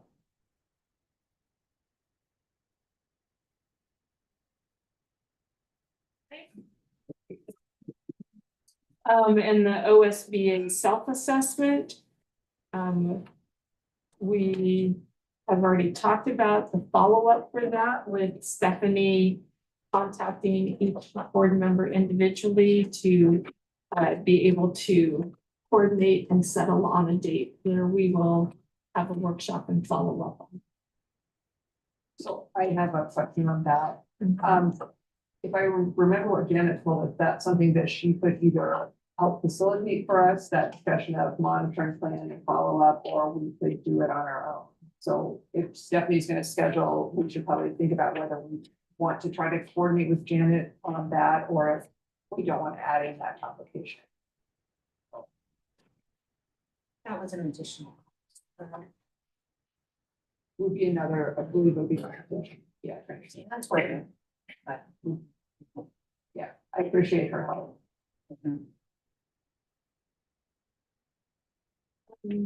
Does anyone have any opinions about it strongly one way or another? And I'm asking because we kind of, if we are saying that we want her to participate, we are potentially having this workshop before our next school board meeting, right? And so I would need a motion that we're doing that, if that is where you're thinking. I would say, I think it would be great to have her. I would love to have her, but I also understand the timeliness of doing this workshop, and I don't think we should let that push out because last time it was so difficult to schedule. So. and I think it would benefit us to connect as our own pod to really talk about that and to say, after a few sleeps together, what do we think, rather than always facilitating it and having to come together. Well, What we feel like.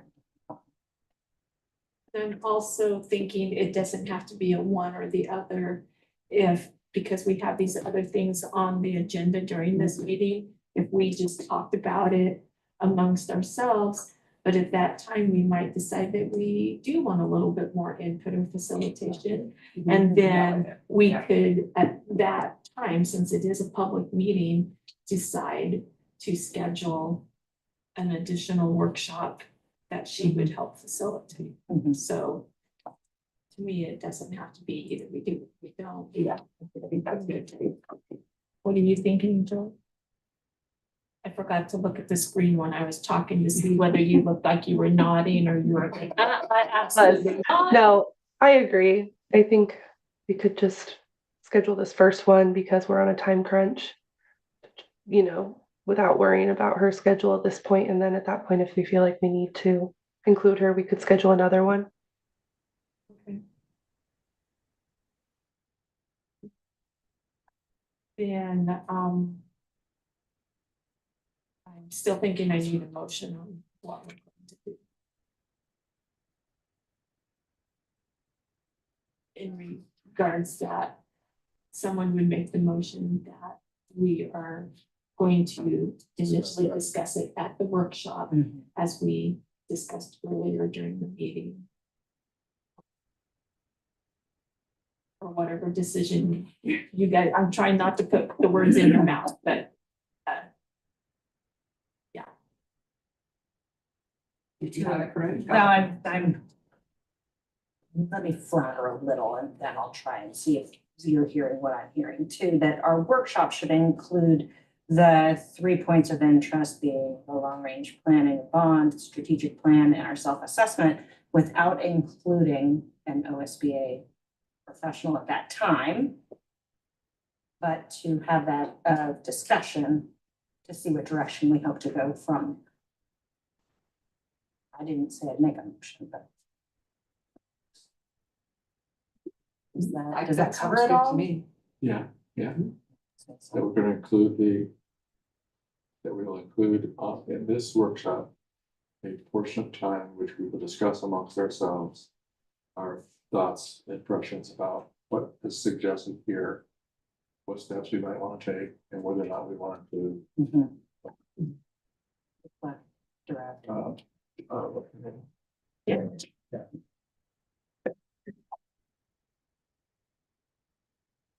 Now, I was gonna let you. Well, I'll make motion that we do the workshop to include reflection on the self-assessment and a collective direction on who we further involve, and to, I guess, be brought current on the long-range planning committee, the bond and strategic planning.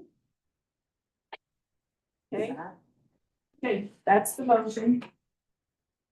I will second that. Okay, I have a motion and I have a second. Okay, is there any further discussion?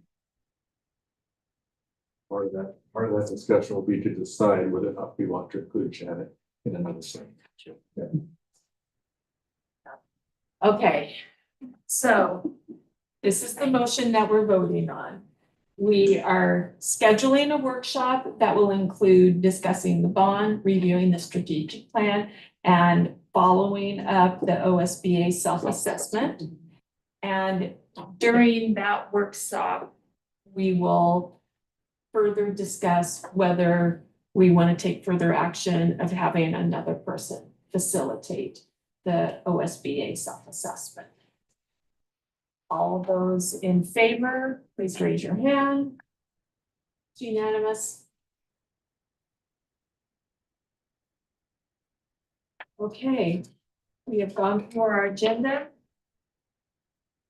Future agenda items.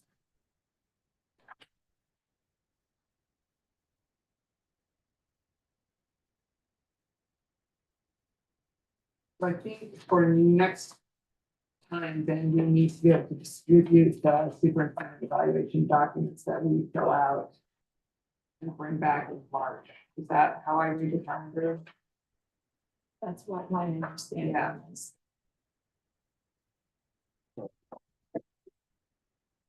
I think those were those ones, there were 8 points and we rated them 1 through 4, and then we got together in March to discuss how we think together.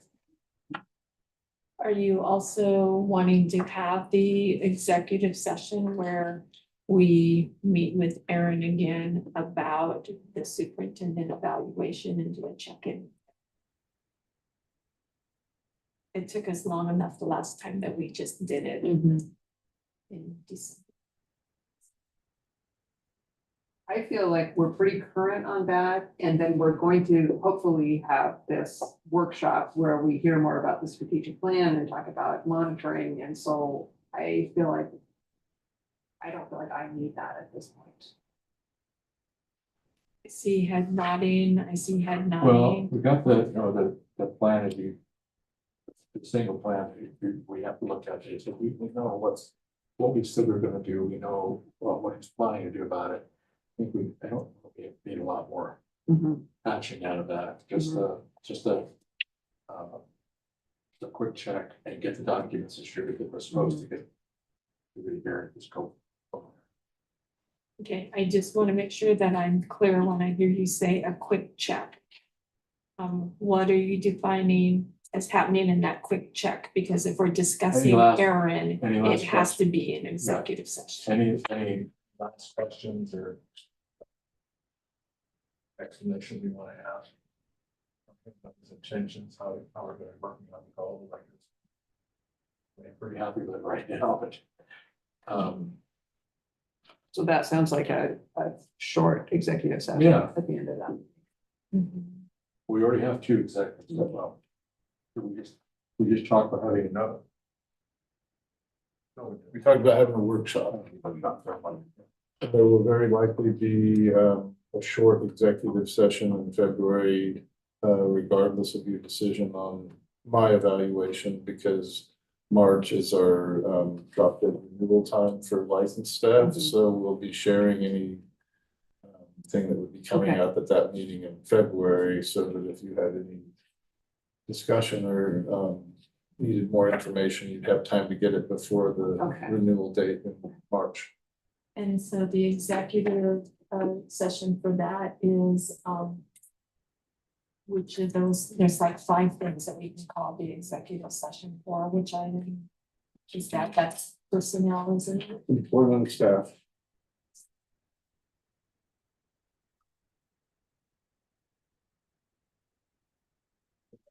Line 2.660. 2 in parentheses, A in parentheses.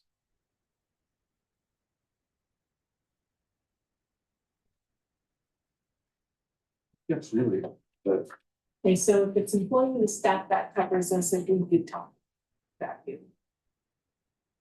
Well, if you're gonna talk about me, then you need to add 2 Oh, too. evaluating top executive.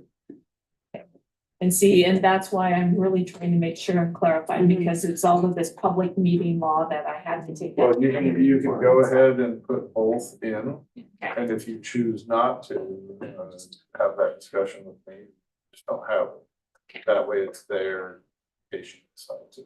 Yeah, because we have to post while we're going into executive session. you know, I could see easily just being satisfied with going over the documents that are going to be referred to. So making sure we understand what the documents for what we're going to do with them. Yeah, okay. Yeah, we're not at the development portion, we're just at the check. It's just to make sure that we're all, of course. Yeah. We all.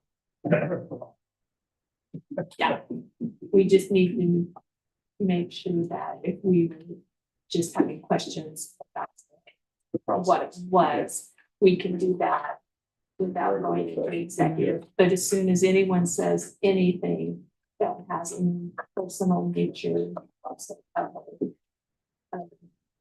performance or something like that, that becomes executive session. And so we need to just make sure we're covering our bases, that we're following all the legalities and making sure that we don't step out of place. Maybe for keeping us. I just want to make sure that Yeah, no, I agree. our board is not in legal trouble like our boards get into, so. That's all good, yeah. Okay, so we're distributing the superintendent evaluation. We will have an executive session concerning employment of staff, which is 2A, and possibly the top executive, which is 2I. And then, Erin, you had given us papers and you had said you were looking for feedback. Yes. Was you looking at that for this next board meeting? Yeah, and I'll have it in my, it's not an agenda item, it'll be in my superintendent report to follow up with you. If any not changes on the goals, that's not a part of this, but how the strategic plan fits in with that. Any questions you have on that, any questions you have on the lily pads? And any questions you have regarding the student and parent service?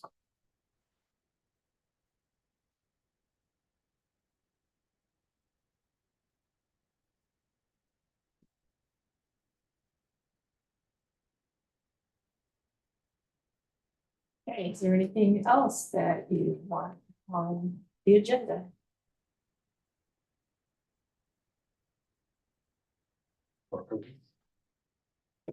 This is a good touch, huh? He's for good.